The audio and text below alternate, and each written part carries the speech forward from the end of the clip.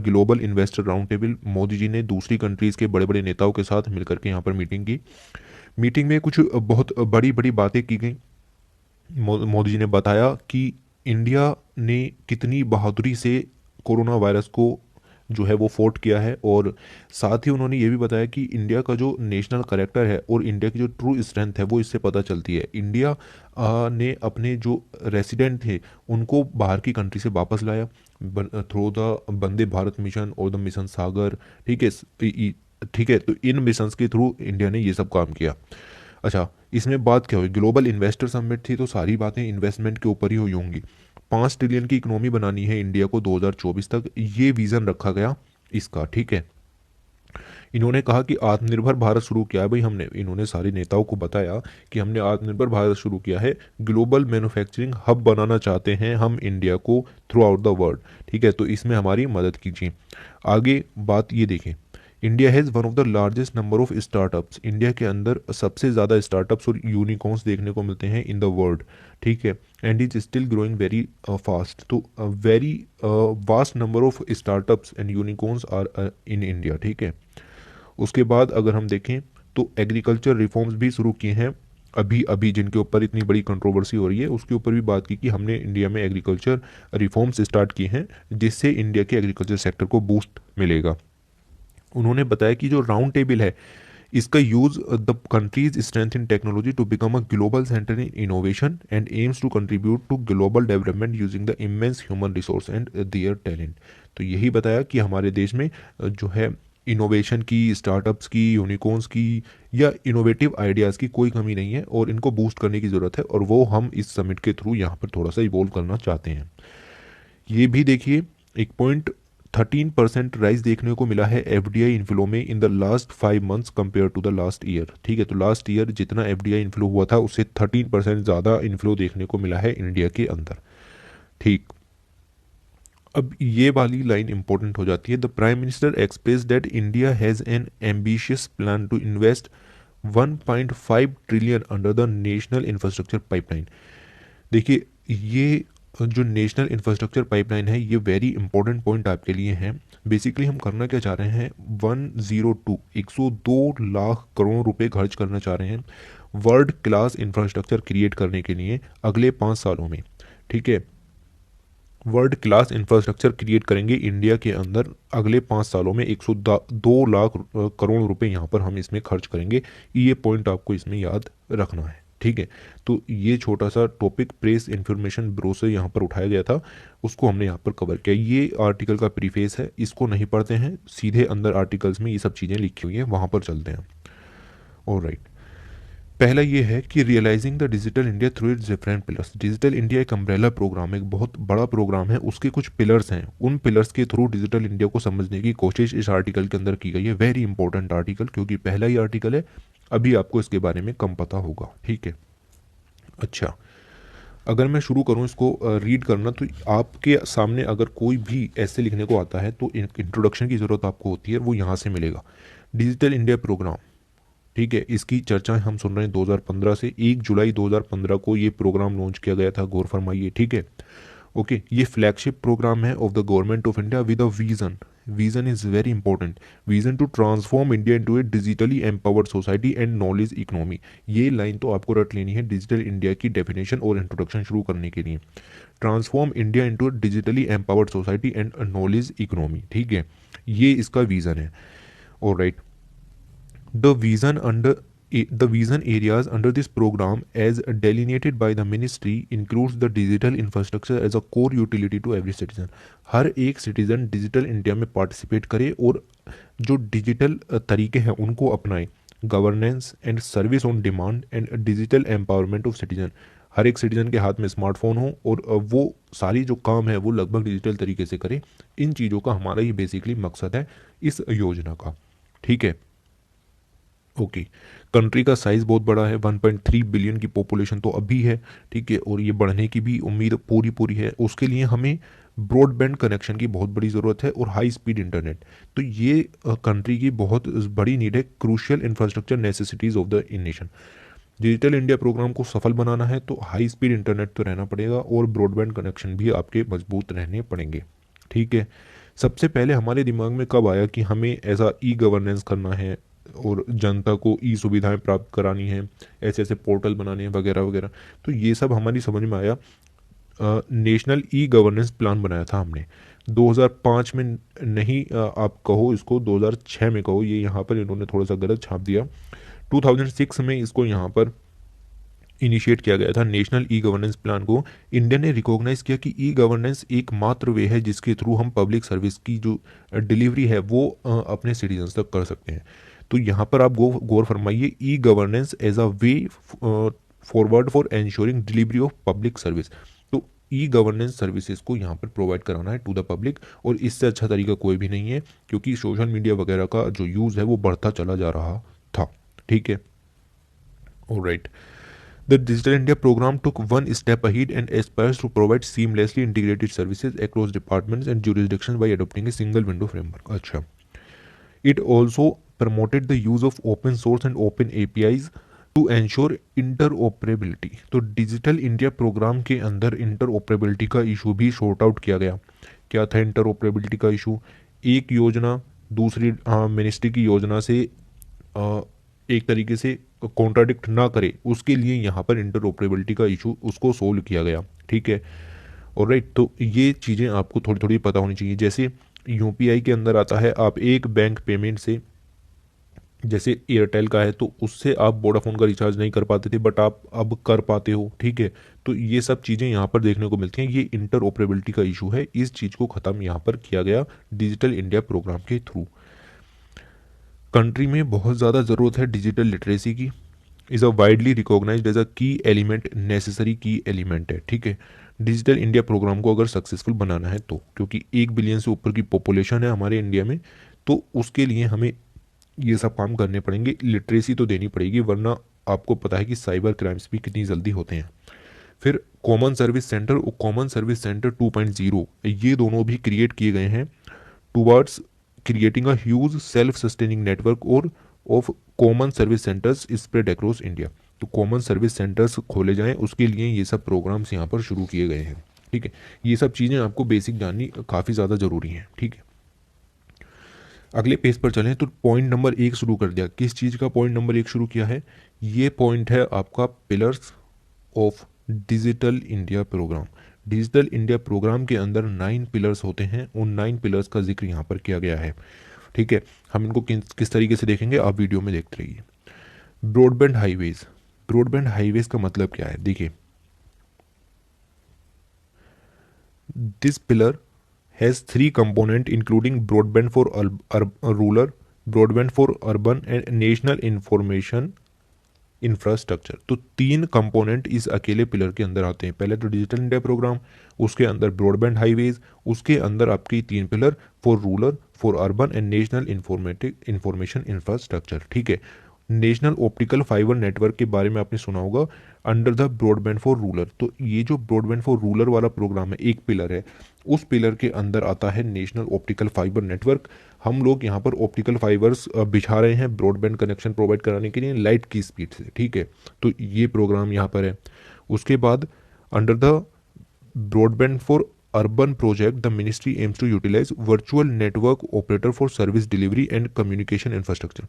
Urban broadband में हम service delivery के लिए अच्छा काम कर रहे हैं, दूसरा कम्युनिकेशन इंफ्रास्ट्रक्चर को मजबूत करने के लिए अच्छा काम कर रहे हैं।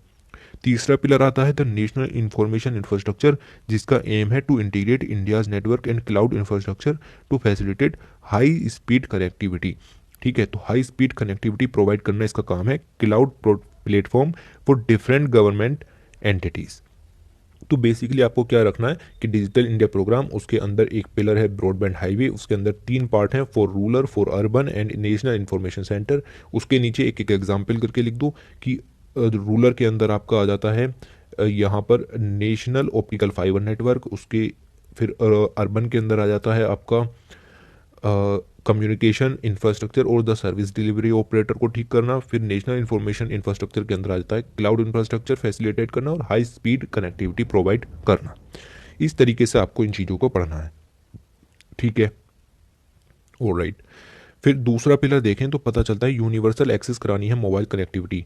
ठीक है, स्मार्टफोन पेनिट्रेशन को बढ़ाना है। अभी इंडिया के अंदर 71 करोड़ पीपल्स जो हैं वो यहाँ पर चलाते हैं मोबाइल, और ये बढ़ने की उम्मीद है कि 2020 के लास्ट तक ये 73 या 74 करोड़ हो जाएगा, और 2022 के लास्ट तक ये 83 करोड़ देखने को मिलेगा। तो ये चीज़ें आपको यहाँ पर नोट करनी है। उसके बाद under this pillar the ministry aims to connect over 50,000 villages which do not have mobile coverage with an aim to bridge the digital divide. इस वर्ड को यूज़ कीजिए अपने डिजिटल इंडिया के एस्से में। डिजिटल डिवाइड को कम करना है, ठीक है। जितनी तेज़ी से टेक्नोलॉजी बढ़ रही है उतनी ही तेज़ी से लोग बाग इसको एडोप्ट करें, ठीक है। ये होता है डिजिटल गैप, इस गैप को कम करना है और 50,000 विलेजेस को कनेक्ट करना है जिनके पास अभी मोबाइल नहीं है। और ये सब काम दिया गया है डिपार्टमेंट ऑफ टेलीकॉम को, जो कि इसकी नोडल एजेंसी है इस पिलर के अंदर, ठीक है। आगे बात करें तो पब्लिक इंटरनेट एक्सेस प्रोग्राम ये शुरू करना है। क्या करना है इस प्रोग्राम के अंदर? For enabling access to public internet for the common people. Public internet provide करना है फॉर द कॉमन पीपल, जैसे कि पीएम वानी स्कीम लॉन्च की है अभी अभी, ठीक है। ये इस आपकी बुक में नहीं मिलेगी, बट कभी योजना मैगजीन आगे पढ़ोगे या कुरुक्षेत्र पढ़ोगे तो उसमें मिलेगा। पीएम वानी यूज़ की गई है, दिसंबर में ही लॉन्च की है, इसीलिए इसमें नहीं है। तो पब्लिक इंटरनेट प्रोवाइड करना है, फ्री वाईफाई देने की बात वहाँ पर की गई थी, कॉमन सर्विस सेंटर्स के थ्रू ही बात की गई है। तो इन चीज़ों को देखने का यहाँ पर मौका मिलेगा। CSE 2.0 common service centre 2.0 project aim to establish a self sustaining network of 2.5 lakh common service centre खोले जाएंगे एट ग्राम panchayat level. Very important point, ठीक है। तो इसको ऐसा का ऐसे ही याद रखना है, कितने 2.5 लाख कॉमन सर्विस सेंटर्स यहाँ पर खोले जाएंगे। और राइट, ये पिलर दिए हुए हैं, 9 पिलर्स हैं, 9 पिलर्स दिए हुए हैं। फर्स्ट पिलर ब्रॉडबैंड हाईवेज, दूसरा universal access to mobile connectivity, public internet access programme, e governance reforming. अभी इन सबको ऐसे ही पढ़ेंगे, तब आप इनका हेडिंग देखते रहिए। ये देखिए ई गवर्नेंस, जो फोर्थ पिलर है वो यही है कि e governance reforming government through technologies, using technology to improve governance mechanism. E governance का मतलब अभी अभी बताया कि जैसे नेशनल ई गवर्नेंस प्लान बनाया गया था, तो इसका जो कहने का मतलब है, यहाँ देखिए आप, under this pillar the government has different focus areas including the form simplification and form reduction. Government जो फॉर्म भरवाती है, जैसे सब्सिडी भी लेनी है किसी को तो उसको फॉर्म भरना पड़ेगा कि आपकी ज़मीन कितनी है, फार्म का एरिया कितना है, वो सब चीज़ें यहाँ पर देखने को मिलती हैं, ठीक। तो उन फॉर्म का सिंप्लीफिकेशन करना है, ऑनलाइन एप्लीकेशन और ट्रैकिंग एप्स लॉन्च करने हैं, ऑनलाइन रेपोजिटरीज बनानी है जिसमें कि आपके डॉक्यूमेंट्स रखे रहें, ठीक है, और इंटीग्रेशन ऑफ सर्विस प्लेटफॉर्म, ठीक। तो ये सब चीज़ें यहाँ पर करनी है, और गवर्नमेंट डिपार्टमेंट के अंदर वर्क फ्लो को कम करना है, ठीक है। वर्क फ्लो काफ़ी ज़्यादा रहता है और उसका डिजिटल काम भी नहीं होता, कंप्यूटर भी अभी तक पुराने ही रखे हुए होते हैं। तो वो सब चीज़ें यहाँ पर गैप को कम करना है, ये इस पिलर का जो है वो मकसद है। आगे चलें, पांचवा पिलर ई क्रांति electronic delivery of services. Electronic delivery of services में सबसे पहले यही आता है कि जो इंडिया में शुरू किया गया, जब इंडिया ने पहली बार सोचा कि हम ई गवर्नेंस के थ्रू सर्विसेज स्टार्ट करेंगे, तो वो पहला प्लान था 2006 के अंदर लॉन्च किया गया नेशनल ई गवर्नेंस प्लान, जिसमें हमने सोचा कि हाँ भाई अब ई प्लेटफॉर्म्स के जरिए यहाँ पर प्रोवाइड करेंगे सर्विसेज। ऑलराइट, देखिए under this pillar the Digital India program has identified 44 mission mode programs which have been grouped under the Central State and Integrated Project। ठीक है, तो किन किन सेक्टर्स में यहाँ पर ई डिलीवरी या इलेक्ट्रॉनिक डिलीवरी सर्विसेज शुरू करनी है, ई क्रांति लाई गई। तो 44 ऐसे जो है सेक्टर्स चुने गए, जैसे इनकम टैक्स डिपार्टमेंट है, बैंकिंग सेक्टर है, ट्रांसपोर्ट सेक्टर है, फाइनेंशियल इंक्लूजन करना है, ये इस तरह के सेक्टर्स यहाँ पर चुने गए, ठीक। ऑलराइट, अगला जो पिलर है वो है इंफॉर्मेशन फॉर ऑल, ठीक, सभी को पता चले। This pillars aims to ensure transparency and availability of reliable data generated by the line ministries for reuse and redistribution for the people of India. लोगों को सब कुछ पता रहे, जैसे आरटीआई डालते हो तो आपको पता चल जाता है, तो वो RTI is a medium of accountability and the transparency, ठीक है। तो उस तरह का डाटा यहाँ पर आपको लाना है। लोगों के पास ज़्यादा से ज़्यादा डाटा रहे कि सरकार क्या कर रही है, किस तरह की चीज़ें कर रही हैं। इन्फॉर्मेशन अवेलेबल रहनी चाहिए हर किसी सिटीज़न के लिए, ताकि उसको पता लगे। ये कैसे लाई जाएगी? तो वो है सोशल मीडिया, ठीक है, जैसे वेब बेस्ड प्लेटफॉर्म है, एप्लीकेशंस बना दी हैं, इंटरेक्शन है सिटीजन्स के साथ डायरेक्टली, जैसे मन की बात वगैरह इस टाइम करते हैं। फिर एक प्लेटफॉर्म है जैसे my government platform, very important platform, government of India का सबसे बड़ा प्लेटफॉर्म है लोगों से इंटरेक्ट करने के लिए, ठीक है, सिटीजन इंटरेक्शंस को बढ़ावा देने के लिए ये सब चीज़ें करना ज़रूरी यहाँ पर हो जाता है। ऑलराइट, ओके, आगे चलें तो ये देखिए, सबसे पहले हमने डिपार्टमेंट और स्टेट स्पेसिफिक इनिशिएटिव्स शुरू किए थे 1990s में।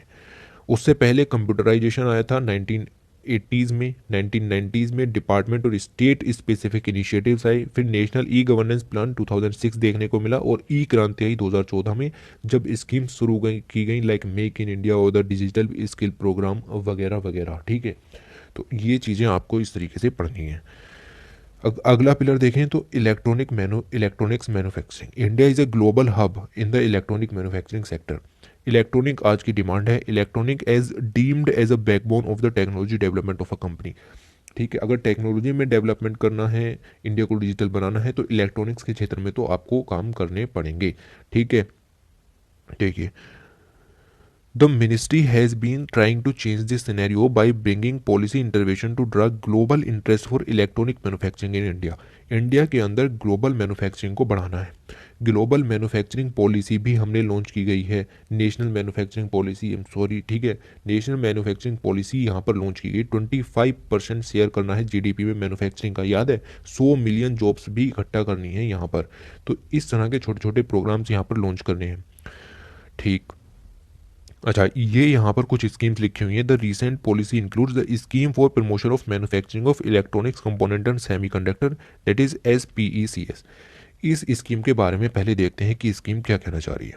देखिए, यहाँ पर ये इंक्लूड किया गया है pick, the scheme for promotion of manufacturing of electronic components in semiconductor 1 April 2020 को लॉन्च की गई। हेल्प करेगी offset the disability for domestic manufacturing of electronic components, ठीक। इंडिया के अंदर सेमीकंडक्टर और इलेक्ट्रॉनिक कंपोनेंट्स को बनाने में जो कमियां आती हैं, डिसेबिलिटी है, उनको कम करने की कोशिश ये स्कीम यहाँ पर करेगी, in order to strength the electronics manufacturing ecosystem in the country, और स्ट्रेंथ करेगी इलेक्ट्रॉनिक मैन्युफैक्चरिंग इकोसिस्टम को इन द कंट्री।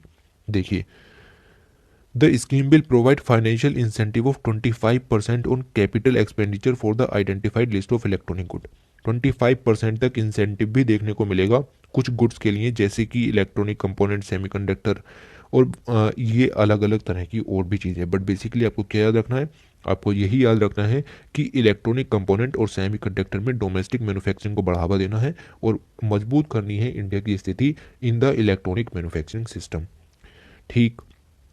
दूसरी स्कीम है production linked incentive scheme, PLI, for large scale electronic manufacture. तो लार्ज स्केल इलेक्ट्रॉनिक मैन्युफैक्चर्स के लिए production linked incentive scheme शुरू करनी है। इसके बारे में अगर हम देखें तो ये देखिए, एडिशनल इन्वेस्टमेंट जनरेट करना है in the electronic manufacturing to the tune of 11,000 crore. तो इतने करोड़ रुपए का इलेक्ट्रॉनिक मैन्युफैक्चरिंग में इन्वेस्टमेंट करना है इस स्कीम के through. Will generate 3 lakh direct employment opportunities in the next 5 year. तो इस स्कीम के अंदर 3 लाख डायरेक्ट एम्प्लॉयमेंट अपॉर्चुनिटीज़ भी जनरेट करनी है। डोमेस्टिक वैल्यू एडिशन करना है 15% से 35 से 40% लेकर के जाना है मोबाइल फ़ोन्स के अंदर डोमेस्टिक वैल्यू प्रोडक्शन।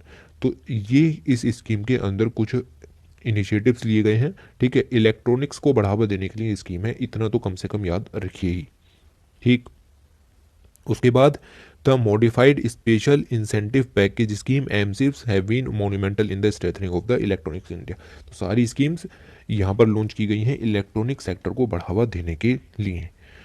ऑलराइट, अगला जो पिलर है, 8वां पिलर, वो ये है IT फॉर जॉब्स। आपको पता है कि इंफॉर्मेशन टेक्नोलॉजी का यूज़ अब बहुत ज़्यादा बढ़ता जा रहा है, या information technology enabled services, direct और इनडायरेक्ट सर्विसेज बहुत ही ज़्यादा बढ़ती चली जा रही है। Most promising sector for the Indian economy, क्योंकि इंडिया का सर्विस सेक्टर बहुत ही ज़्यादा मजबूत है, ठीक है। गौर फरमाइए, इंडिया का सर्विस सेक्टर बहुत ही ज़्यादा मजबूत है, हम इसको गिरने नहीं दे सकते। हम इसी में लीड करते हैं, हमें इसको तो सस्टेन रखना ही रखना है। देखिए, यहाँ पर देखिए आप, setting up of BPOs and providing IT training trainings has been the biggest focus of the pillar under the digital India programme. तो इस प्रोग्राम का पिलर क्या है? IT for jobs, employment opportunity provide करनी है IT सेक्टर के अंदर, किसके थ्रू? बिजनेस प्रोसेस आउटसोर्सिंग के जरिए और द IT ट्रेनिंग्स के जरिए। इंफॉर्मेशन टेक्नोलॉजी के क्षेत्र में यहाँ पर हमको प्रोवाइड करनी है ट्रेनिंग, ठीक है। जो इंडिया का यूथ है, रूरल यूथ है, यंग यूथ है, उसको यहाँ पर प्रोवाइड करनी है ट्रेनिंग। ट्रेनिंग के ज़रिए वो यहाँ पर स्टार्टअप शुरू कर सकते हैं, एक एंटरप्रेन्योरशिप स्टार्ट कर सकते हैं, या फिर किसी न किसी स्कीम में सहयोगी तो रहेंगे ही। ओके, तो इतना आपको यहाँ से याद रखना है। आगे चलें तो 9th पिलर है अर्ली हार्वेस्ट प्रोग्राम्स। ठीक, इसके अंदर क्या है? This pillar consist of a group of different short term project. ठीक है, तो बाकी के जितने भी प्रोजेक्ट, छोटे छोटे प्रोजेक्ट बचे, वो सब यहाँ पर कंबाइंड कर दिए गए हैं, which have immediate effect on the Indian digital ecosystem. Direct impact देखने को मिलेगा, जैसे IT प्लेटफॉर्म, और राइट एक second, IT platform for mass messaging. ठीक है, सभी को किसी चीज़ से आगाह कराना है कि हमने ये स्कीम शुरू की है, तो मास मैसेजिंग के थ्रू ये काम हो सकता है। Crowd sourcing of e greetings, biometric attendance in the government offices. ठीक, तो ये सारी चीज़ें डायरेक्ट इम्पैक्ट करती हैं डिजिटल इंडिया प्रोग्राम को। वाईफाई प्रोवाइड करना ऑल यूनिवर्सिटीज़ में, secure email within government, standardise government email design, public wifi hotspot school. ये कुछ अच्छी अच्छी चीज़ें आप लोग यहाँ पर नोट कीजिए, और इनके थ्रू हमें ये सब चीज़ें प्रोवाइड करनी है। ऑलराइट, ओके, तो ये 9 पिलर्स आपने यहाँ पर देखे डिजिटल इंडिया के। ऑलराइट, इम्प्लीमेंटेशन कौन करेगा? Ministry of electronics and information technology इसकी नोडल एजेंसी है। पूरे डिजिटल इंडिया प्रोग्राम को यही मिनिस्ट्री लॉन्च करेगी। ठीक है, ओके, अब इस चीज़ को यहाँ पर छोड़ दीजिए कि ये सब क्या लिखा हुआ है। ये मैंने आपको बताया कि माई गोव जो यहाँ पर प्लेटफॉर्म है, has been establish to facilitate collaborative and participated governance under this programme. सीधे इंटरेक्शन भी देखने को मिलता है गवर्नमेंट के थ्रू, गवर्नमेंट का सिटीजन से इंटरेक्शन इसी ऐप के थ्रू बेसिकली जो प्लेटफॉर्म है इसके थ्रू देखने के लिए मिलता है। ओके, अब दिक्कत यह है कि पैसा कहाँ से आएगा इसके लिए? ठीक है, डिजिटल इंडिया प्रोग्राम के लिए पैसा कौन ला रहा है? तो the considering the scale and expense of the program, several agencies are actively involved as stakeholders in enabling the digital India program। तो बहुत सारी जो स्टेक होल्डर्स हैं वो यहाँ देखने को मिल रहे हैं, जो कि मनी यहाँ पर दे रहे हैं डिजिटल इंडिया प्रोग्राम को सक्सेस करने के लिए। Some of those agencies include the controller of certified authorities, the centre for development for advance computing, ठीक है, the small farmers agri business consortium, the department of financial services, the department of industrial policy and promotion, the department of science and technologies, the national health mission, the national informatics centres and so on. तो ये कई सारी ministries का इकट्ठा programme है, कोई एक जना इसके लिए पैसा नहीं दे रहा है। ठीक है, चैलेंजेस क्या हैं? चैलेंजेस बहुत ही ज़्यादा आसान हैं, क्योंकि आप भी उन चैलेंजेस को सीधे झेलते हो। No plan sustains the first impact. ठीक है, तो अगर यहाँ पर चैलेंजेस ज़्यादा हैं तो फिर आपका कोई भी प्लान सस्टेन नहीं करेगा। अच्छा, चैलेंजेस क्या हैं? पहला चैलेंज देखो तो टेक्निकल चैलेंजेस काफ़ी ज़्यादा हैं। इंटरऑपरेबिलिटी ऑफ सॉल्यूशंस, ये मैंने आपको बताया। इंटरऑपरेबिलिटी जो है इसको शॉर्ट आउट किया जा रहा है, अभी भी ये डेवलपिंग फेज़ में है। दूसरा, प्राइवेसी का बहुत बड़ा इशू है। आधार कार्ड के ऊपर ही इतनी ज़्यादा प्राइवेसी हो गई थी। फिर सिक्योरिटी का इशू बहुत ज़्यादा है। ठीक है, साइबर बुलिंग, साइबर क्राइम, ये सब देखने को ज़्यादा मिलता है। And multi service interaction have been constantly faced by the implementing agencies. तो ये जो इश्यूज हैं ये ज़्यादा देखने को मिलते हैं अंडर द टेक्निकल चैलेंजेस। आगे चलें तो डिजिटल इंफ्रास्ट्रक्चर नहीं है इंडिया के अंदर। ठीक है, डिजिटल इंफ्रास्ट्रक्चर में वही सब आ जाता है, हाई स्पीड इंटरनेट और द सैटेलाइट सिस्टम। ठीक है, वो सब इतना ज़्यादा अच्छा नहीं है। प्राइवेसी और सिक्योरिटी थ्रेट्स को और ज़्यादा बढ़ावा मिलता है अगर आपका डिजिटल इंफ्रास्ट्रक्चर मजबूत नहीं है। ओके, जो अगला इशू है वो ये है डिजिटल इलिटरेसी बहुत ज़्यादा है। डिजिटल इलिटरेसी का मतलब आप समझ रहे हैं, लोगों को नहीं पता, लोगों को बेसिकली बेसिक चीज़ें भी नहीं पता होती, तो फिर डिजिटल इलिटरेसी तो रहेगी ही रहेगी। अगले आ जाते हैं ऑर्गेनाइजेशनल चैलेंजेस। ठीक है, with several center and state entities in play, ensuring coordination and communication is a key of optimizing national efforts towards bridging the digital divide of the country, lack of high skill individual. ठीक है, तो skill नहीं है India के अंदर, skill नहीं है, वो प्रोवाइड करने के लिए स्कीम्स चलाई गई हैं। Lack of highly skilled individual, और पॉपुलेशन काफ़ी ज़्यादा है। प्रेजेंस ऑफ डिफरेंट लैंग्वेजेस इतनी ज़्यादा हैं, बताइए इतनी डाइवर्स लैंग्वेज सिस्टम इंडिया के अंदर है। और बेसिकली जो इंग्लिश है वही मेजर सोर्स रहता है डिजिटल प्रोग्राम्स का। ठीक, अब जो गवर्नमेंट है वो तो कर रही है कि अलग अलग भाषाओं में अपनी वेबसाइट, अपने प्रोग्राम्स लॉन्च करे, बट सभी कोई ऐसा नहीं कर सकते ना, इंग्लिश मस्ट हो जानी चाहिए। तो ये सब दिक्कतें यहाँ पर आ जाती हैं। फिर इकोनॉमिक चैलेंजेस तो रहेंगे ही रहेंगे, इनको तो कितना भी आप सीधा कर लो, ये तो चैलेंज रहेंगे ही। Digital India programme warrants huge budget outlay, तो बजट आउटले इसके लिए बहुत ही ज़्यादा चाहिए। ऑब्वियसली बात है, इतनी सारी ऊपर अपने डिपार्टमेंट और द मिनिस्ट्रीज़ और कितने सारे एजेंसीज यहाँ पर बताई जो पैसा दे रही हैं डिजिटल इंडिया प्रोग्राम के लिए। अच्छा खासा चल रहा था, और कोविड-19 के बाद ये सब मिक्स हो गया, और ये यहाँ पर अभी गड़बड़ हो रही है। ओके, तो ये छोटी छोटी प्रॉब्लम्स यहाँ पर हैं, आप इनको एक्सपेंड करके अपनी भाषा में लिख सकते हैं। अब मैं आपको बताऊंगा कि करना क्या है आगे, वे फॉरवर्ड क्या है। ओके, तो बेसिकली मैंने आपको ये बताया कि ब्रिज करना है इंडिया का डिजिटल डिवाइड। ठीक है, डिजिटल डिवाइड इंडिया का ब्रिज करना है, लोगों को डिजिटल इंडिया से कनेक्ट करना है, इतना काम तो हमें करना। कोविड-19 को भूल जाइए। ठीक, अच्छा क्या करेंगे, इम्प्रूव करेंगे रेगुलेटरी फ्रेमवर्क। एक बात पहले बता दूं, मैं आपको ये बता दे रहा हूं कि यहाँ पर हम क्या करेंगे, हमने अभी चैलेंजेस भी पढ़े, यही चैलेंजेस हम पढ़ेंगे ई हेल्थ सेक्टर के अंदर, यही चैलेंजेस पढ़ेंगे हम ई एजुकेशन सेक्टर के अंदर, यही चैलेंजेस पढ़ेंगे हम ई एग्रीकल्चर सेक्टर के अंदर, यही चैलेंजेस पढ़ेंगे हम प्रिसीजन एग्रीकल्चर के अंदर। ठीक है, तो ये सब चैलेंजेस और वे फॉरवर्ड्स आपको हर जगह यूज़ करने हैं, बार बार उनको वहाँ पर नहीं पढ़ना। ठीक है, ई हेल्थ सेक्टर के अंदर भी सेम चैलेंजेस हैं, डिजिटल लिटरेसी है, डिजिटल इलिटरेसी है, और वगैरह वगैरह, वो सब चीज़ें हमने एक बार में देख ली, तो बार बार उसको पढ़ने की ज़रूरत नहीं है। रेगुलेटरी फ्रेमवर्क जो है उनको इम्प्रूव करना पड़ेगा। जैसे आरोग्य सेतु लॉन्च किया गया, ये फैसिलिटेट करता था कॉन्टैक्ट ट्रेसिंग को इन द पेंडेमिक। तो पेंडेमिक के दौरान हमने इतनी ज़्यादा ज़रूरत थी इस ऐप की, तो ये ऐप बना दिया गया। इस तरह के और इम्प्रूवमेंट इंडिया के अंदर होने चाहिए डिजिटल एरिया में। Effective implementation of the project का जो इम्प्लीमेंटेशन है वो इफेक्टिव होना चाहिए। To ensure effective implementation of the project, the government has to focus on two aspects, namely the skill enhancement of its workforce का skill enhancement करना होगा। Demand और स्किल के जो सप्लाई है, डिमांड और सप्लाई के गैप को कम करना होगा। The futuristic planning of the project की इस तरीके से प्लानिंग लेकर के चलना होगा कि वो सस्टेन रहें, वो आगे भी चलते रहें। तो ये छोटी छोटी प्रॉब्लम्स यहाँ पर हैं, इनको शॉर्ट आउट करना होगा, effective implementation of the project देखने को मिलेगा। ऑप्टिमाइजेशन ऑफ रिसोर्सेज, जो भी रिसोर्सेज है उनको ऑप्टिमाइजेशन करना है। ठीक है, adequate feedback and monitoring mechanism have to be put in place in order to recognize and address the futile and suboptimal use of resources such as manpower, budgets, private fund, etc. Feedback is a very good resource of any, मतलब monitoring of the any scheme. ठीक है, आपने कोई scheme launch की, लोगों का क्या feedback आ रहा है, उसके ज़रिए आप पता कर सकते हैं कि स्कीम की क्या हालत है। ठीक है, उसके हिसाब से आप पता कर सकते हैं कि क्या और मैन पावर की ज़रूरत है, क्या और बजट आउटले की ज़रूरत है, क्या प्राइवेट सेक्टर से फंड लेने की ज़रूरत है, वगैरह वगैरह।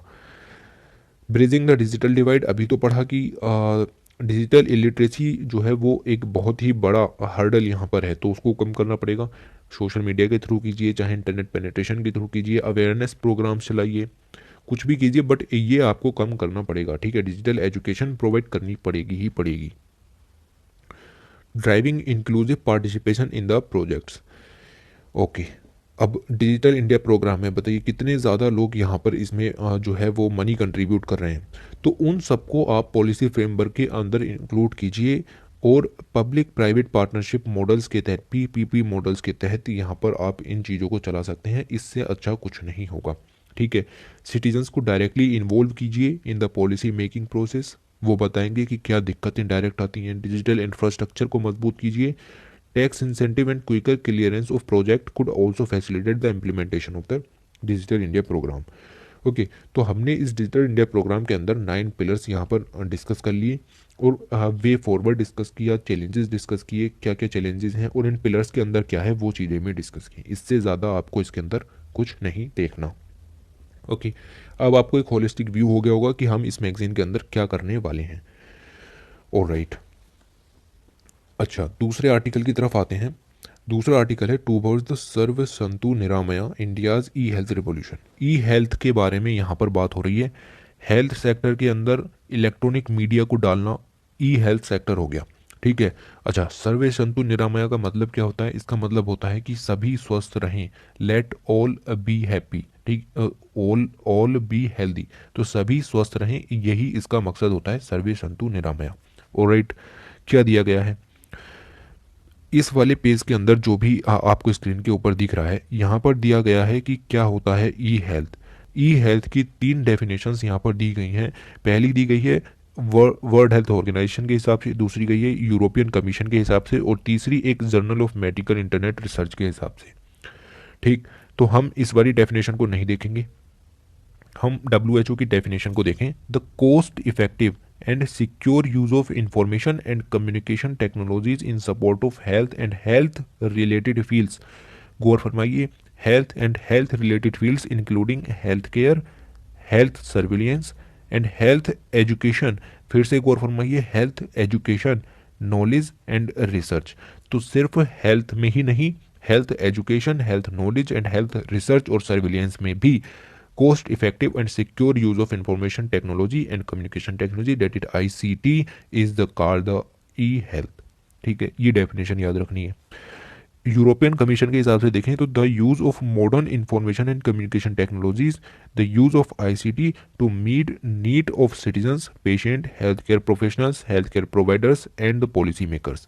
तो ये 2 डेफिनेशंस आपको याद रखनी है ई हेल्थ के ऊपर। कोई भी SCI शुरू कीजिए वर्ल्ड हेल्थ ऑर्गेनाइजेशन की डेफिनेशन से या फिर यूरोपियन कमीशन की डेफिनेशन से, क्योंकि इतने ज़्यादा वर्ड्स आपके पास नहीं होते, 250 वर्ड में आपको सब कुछ लिखना होता है, ठीक है। उसके बाद ये जो जर्नल यहाँ पर पब्लिश किया गया था, journal of medical internet research, इसने एक 10 ईज बताए थे ई हेल्थ सेक्टर के अंदर। तो ये ईज अगर आप याद रख सकें तो efficiency, enhance quality, evidence based, ठीक है, empowerment, encouragement, education, enabling, extending of scope, ethics and equity. याद रखने की ज़रूरत नहीं है वैसे, बट हाँ 10 ईज के बारे में आप याद रख सकते हैं। इस तरीके से काम आप यहाँ पर कर सकते हैं। ओके, अब सबसे बड़ी जो चीज़ है वो यहाँ पर यही है, इंडिया के अंदर चला गया है नेशनल डिजिटल हेल्थ मिशन। अभी अभी 15 अगस्त को मोदी जी आए थे, ठीक है, और उन्होंने एक भाषण दिया था, ठीक है। 15 अगस्त 73 इंडिपेंडेंस डे, उन्होंने वहाँ पर ये लॉन्च किया नेशनल डिजिटल हेल्थ मिशन। इसके बारे में कुछ इंपॉर्टेंट पॉइंट्स आपको पता होने चाहिए, वेरी वेरी इंपॉर्टेंट, ठीक है।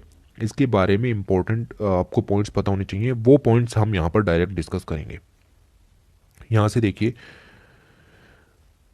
नेशनल डिजिटल हेल्थ मिशन शुरू किया गया the prime minister of India के द्वारा 73rd इंडिपेंडेंस डे की स्पीच पर 15 अगस्त 2020 को, ठीक है क्या ये? Under this scheme health IDs will be given to every Indian citizen. Health IDs दी जाएंगी, आपके पास आईडी होगी, उसमें क्या लिखा होता है? उसमें लिखा होता है आपका नाम, आपकी डेट ऑफ बर्थ, आपका एड्रेस, आपका मोबाइल नंबर भी हो सकता है कि लिखा हुआ हो, ठीक है। तो ये हेल्थ आईडी का क्या मतलब है? हेल्थ आईडी का मतलब ये है कि उस आईडी के अंदर आपकी सारी डिटेल होंगी। आपको कौन सी बीमारी है, आपने उस बीमारी के लिए कौन से टेस्ट कराए हैं, आपने कौन से डॉक्टर्स के यहाँ विजिट किया है, आप कौन सी दवाइयाँ खाते हो और आपने कौन कौन से डायग्नोसिस लिए हैं, ठीक है। ये चीज़ें उसके अंदर देखी जाएंगी। ये हेल्प करेगा, this will be very useful as it is portable and easily accessible even if the patient shift to the new place. अगर आप अपना डॉक्टर बदल रहे हैं तो दूसरा डॉक्टर आपकी आईडी चेक करके पता लगा सकता है आपको बीमारी क्या है, आप क्या खा रहे थे, आप क्या पी रहे थे, आपका डॉक्टर कौन था, वगैरह वगैरह, ठीक है। ये चीज़ें यहाँ देखने को मिलेंगी। National digital health mission is holistic voluntary, गौर फरमाइए ये वॉलेंटरी है, health care program which will integrate doctors, hospitals, pharmacies, insurance companies and make a digital health infrastructure. एक बहुत बड़ा डिजिटल हेल्थ इंफ्रास्ट्रक्चर क्रिएट होगा। इंश्योरेंस कंपनीज भी इसमें पार्टिसिपेट कर सकती हैं, उनको पता चल जाएगा कि किसको कैंसर है, किसका इंश्योरेंस, मतलब वो इंश्योरेंस के लिए राज़ी हो जाएगा, वगैरह वगैरह। ठीक है। और सेम प्रोग्राम है जैसे आधार कार्ड चलाए गए थे, और उसी की तरह ये एक यूनिक आईडी होगी जो कि मदद करेगी डिजी डॉक्टर प्रोवाइड कराने में। टेली मेडिसिन में आप दूर से बैठे अपने डॉक्टर की सलाह ले सकते हैं। ई फार्मेसी सिस्टम में health care registry and the personal health records create किए जा सकते हैं, डिजिटली स्टोर किए जा सकते हैं। इन सब चीज़ों में यहाँ पर हेल्थ मिलेगी। ठीक है, क्या मकसद है हमारा, क्या अचीवमेंट हम इसके द्वारा हासिल करना चाह रहे हैं? तो हम हासिल करना चाह रहे हैं कि एक state of the art digital health care system यहाँ पर बनाए। स्टेट ऑफ द आर्ट का मतलब होता है most recent in the technological development. ठीक है, तो सबसे नया, सबसे आधुनिक, अत्याधुनिक डिजिटल हेल्थ केयर सिस्टम तैयार करना चाह रहे हैं। नेशनल एंड रीजनल रजिस्ट्रीज बनाना चाह रहे हैं हेल्थ अकाउंट के ऊपर, to enforce adoption of open standards. ठीक है, इग्नोर कर दीजिए अगर आपको नहीं समझ में आ रहा है। ठीक है, to create a system of personal health records, तो पर्सनल हेल्थ रिकॉर्ड्स यहाँ पर क्रिएट करने हैं। To promote development of enterprise class health application systems launch करने हैं। तो ये कुछ छोटी छोटी सी चीज़ें आपको इसके अंदर याद रखनी है। बाकी ब्रॉड पर्सपेक्टिव आपको ऊपर बताया गया। हेल्थ आईडी आपको याद रखनी है। नेशनल पोर्टेबिलिटी की बात हमने यहाँ पर कर ली, आप डॉक्टर चेंज करते हो तो पता चल जाएगी। To promote the use of clinical decision support systems भी यहाँ पर आप बन जाएंगे आपके। ठीक है, कुछ और ई हेल्थ सिस्टम्स भी हमारे पास हैं। Other e health initiative, other e health initiative के अंदर आपका एक इनिशिएटिव आ जाता है the national health portal. That national health portal provides information to citizens and stake holders in different languages. National health portal पर आप कम्युनिकेट कर सकते हो, आपको अवेयरनेस मिल सकती है किसी भी चीज़ के बारे में, जिस चीज़ के बारे में आप जानना चाहते हो। इस हेल्थ पोर्टल को 6 लैंग्वेजेस में जारी किया गया था। That is Hindi, English, Tamil, Gujarati, Bengali और पंजाबी। और कम्युनिकेट कर सकते हो, आपको कोई भी दिक्कत है, आपको कुछ भी फीडबैक देना है वगैरह, उन चीज़ों पर आप यहाँ डिस्कशन कर सकते हो। ठीक, फिर हमने एक डैशबोर्ड भी शुरू किया है, ई हॉस्पिटल। ठीक है, e hospital management system is a work flow based ICT solution for hospitals specially meant for the hospitals in the government sector. तो गवर्नमेंट सेक्टर्स के हॉस्पिटल्स के लिए ई हॉस्पिटल डैशबोर्ड शुरू किया गया था। फिर आगे चलें तो ऑनलाइन रजिस्ट्रेशन सिस्टम भी यहाँ पर शुरू किया गया था जुलाई 2015 में। It provides service to citizens for taking online registration and appointment. ठीक है, तो आप अपॉइंटमेंट ले सकते हो, पेमेंट कर सकते हो अपनी फीस का, अपनी डायग्नोसिस रिपोर्ट्स देख सकते हो ऑनलाइन। ठीक है, आप चेक कर सकते हो कि ब्लड अवेलेबल है या नहीं है, तो ऑनलाइन रजिस्ट्रेशन सिस्टम्स के थ्रू आप ये सब काम कर सकते हो। ठीक है, हेल्थ मिनिस्ट्री ने एक इनिशिएटिव शुरू किया था, मेरा अस्पताल। ये क्या है, ये पेशेंट फीडबैक को कैप्चर करने का मैकेनिज्म है। पेशेंट ने किसी गवर्नमेंट हॉस्पिटल में यहाँ पर अपनी जो सर्विस है वो ली। ठीक है, उन्होंने वहाँ पर जांच वाँच कराई और उसके बाद वो यहाँ जाकर के फीडबैक दे सकते हैं कि आपका अस्पताल इतना गंदा था, आपके अस्पताल में इतनी सुविधा नहीं थी, खाने के लिए कुछ नहीं मिला वगैरह वगैरह। ठीक है, तो वो सब चीज़ें आप इसके ज़रिए देख सकते हैं। बाकी आपको इसमें पीएचडी नहीं करनी कि कितने दिनों के अंदर फीडबैक का जवाब आ जाएगा। ठीक है, बस इतना काफ़ी। आगे चलें, ये देखिए, ये वेरी इंपॉर्टेंट है। To provide a single window for multiple stake holders, मतलब एक ही विंडो पर आपको मिल जाएं फार्मा इंडस्ट्री, रेगुलेटर्स, सिटीजन्स और द डॉक्टर्स। यहाँ पर लॉन्च किया गया है सुगम। ठीक है, central drug standards controller organisation ने लॉन्च किया है, has been created by the ministry. It enables online submission of applications. आप एप्लीकेशंस की ऑनलाइन सब्लिकेशन कर सकते हो, ट्रैक कर सकते हो processing and granting of approval online mainly for the drugs, कि कौन सी दवाई अवेलेबल है इंडिया के अंदर, नहीं है, ये किस स्टैंडर्ड की दवाई है, एंटीबायोटिक है, कैसी है, clinical trials, ethics committees, medical devices, vaccine and cosmetics, इन सब चीज़ों का प्रोवाइड किया जाएगा आपको सुगम पोर्टल के जरिए, और सिंगल विंडो प्लेटफॉर्म है। ठीक, और राइट, अब ये कुछ मोबाइल एप्लीकेशंस भी दी गई हैं। ओके, तो ये कुछ छोटी छोटी मोबाइल एप्लीकेशंस हैं, इनको आपको बेसिकली नहीं पढ़ना। जैसे कि एग्जांपल बता देता हूँ, जैसे वैक्सीन ट्रैकर है इंद्रधनुष प्रोग्राम के लिए। फिर और भी हैं जैसे इंडिया फाइट्स डेंगू और एनबी स्वदेश भारत। ये सारे मोबाइल एप्लीकेशंस यहाँ पर चलाए गए हैं, हालांकि अगर आप सर्च मारें तो वो सर्च में नहीं आते हैं। ठीक है, तो ये छोटे छोटे आपको यहाँ पर दिए गए हैं। उसके बाद हेल्थ मैनेजमेंट इंफॉर्मेशन सिस्टम यहाँ पर शुरू किया गया था, इसके बारे में आपको जानने की जरूरत नहीं है। वैसे वेब बेस्ड पोर्टल छोटे पोर्टल्स हैं, इन सबको इतना ज़्यादा जानने की जरूरत नहीं है। ठीक है, वैसे भी अगर आपके पास डिजिटल ई हेल्थ से रिलेटेड कुछ भी आता है तो आप आयुष्मान योजना को वहाँ पर लॉन्च कर सकते हैं और अपनी कम से कम 50 वर्ड इस आयुष्मान योजना के तहत ही आप वहाँ पर इन्वॉल्व कर सकते हो। और भी अच्छी अच्छी स्कीम्स हैं, इतनी छोटी स्कीम्स जानने की ज़रूरत नहीं है। ठीक, फिर ऐसे ही एक और छोटी स्कीम है mother and child tracking system और the reproductive child health application. तो इस ऐप के ज़रिए आप मदर एंड चाइल्ड को ट्रैक कर सकते हो कि किसको कितना समय हो चुका है, या रिप्रोडक्टिव हेल्थ चाइल्ड एप्लीकेशंस के ज़रिए आप ये सब देख सकते हो। फिर एक इनिशिएटिव है किलकारी इनिशिएटिव। इसके अंदर क्या है, आपको ऑडियो मैसेजेस दिए गए हैं, आपको कोई भी दिक्कत है प्रेगनेंसी से रिलेटेड, चाइल्ड बर्थ से रिलेटेड, चाइल्ड केयर डिलीवरी से रिलेटेड, टोल फ्री नंबर दिया गया है, इस पर कॉल करिए, वो आपको बता देंगे। ठीक, ये इंपॉर्टेंट हो जाता है TV patient monitoring system Nikshay. तो निक्षय पोर्टल किससे संबंधित है? निक्षय पोर्टल संबंधित है टीवी पेशेंट मॉनिटरिंग सिस्टम से। ठीक, टोल फ्री नंबर दिया गया है, कोई भी जानकारी चाहिए इस पर कॉल कीजिए और आपको इसके बारे में बता देंगे। सेम है टोबैको सेसेशन प्रोग्राम, कोई ज़रूरत नहीं है जानने की।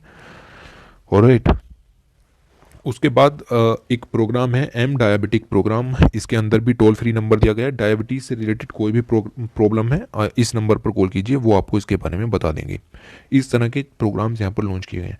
Hospital information system HIS, hospital information system के जरिए ई हॉस्पिटल्स क्रिएट किए जाएंगे। ई सुश्रुत एप्लीकेशंस लॉन्च की गई हैं। तो बेसिकली बहुत ही तुच्छी स्कीम है ये यहाँ पर, तो इसको आपको नहीं देखना। ई हॉस्पिटल प्रोग्राम्स शुरू किए जाएंगे, ये सब हम वैसे ही पढ़ रहे हैं, तो इसमें हमें और ज़्यादा जानने की ज़रूरत नहीं है।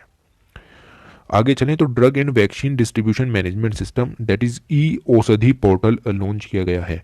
आप यहाँ पर परचेज कर सकते हैं inventory management distribution of various drugs sutures and surgical items to various district drug warehouses of state and UTs, district hospitals, their subsectors at CHCs, PHCs, etc. for the automation of the workflow of the procurement supply chain।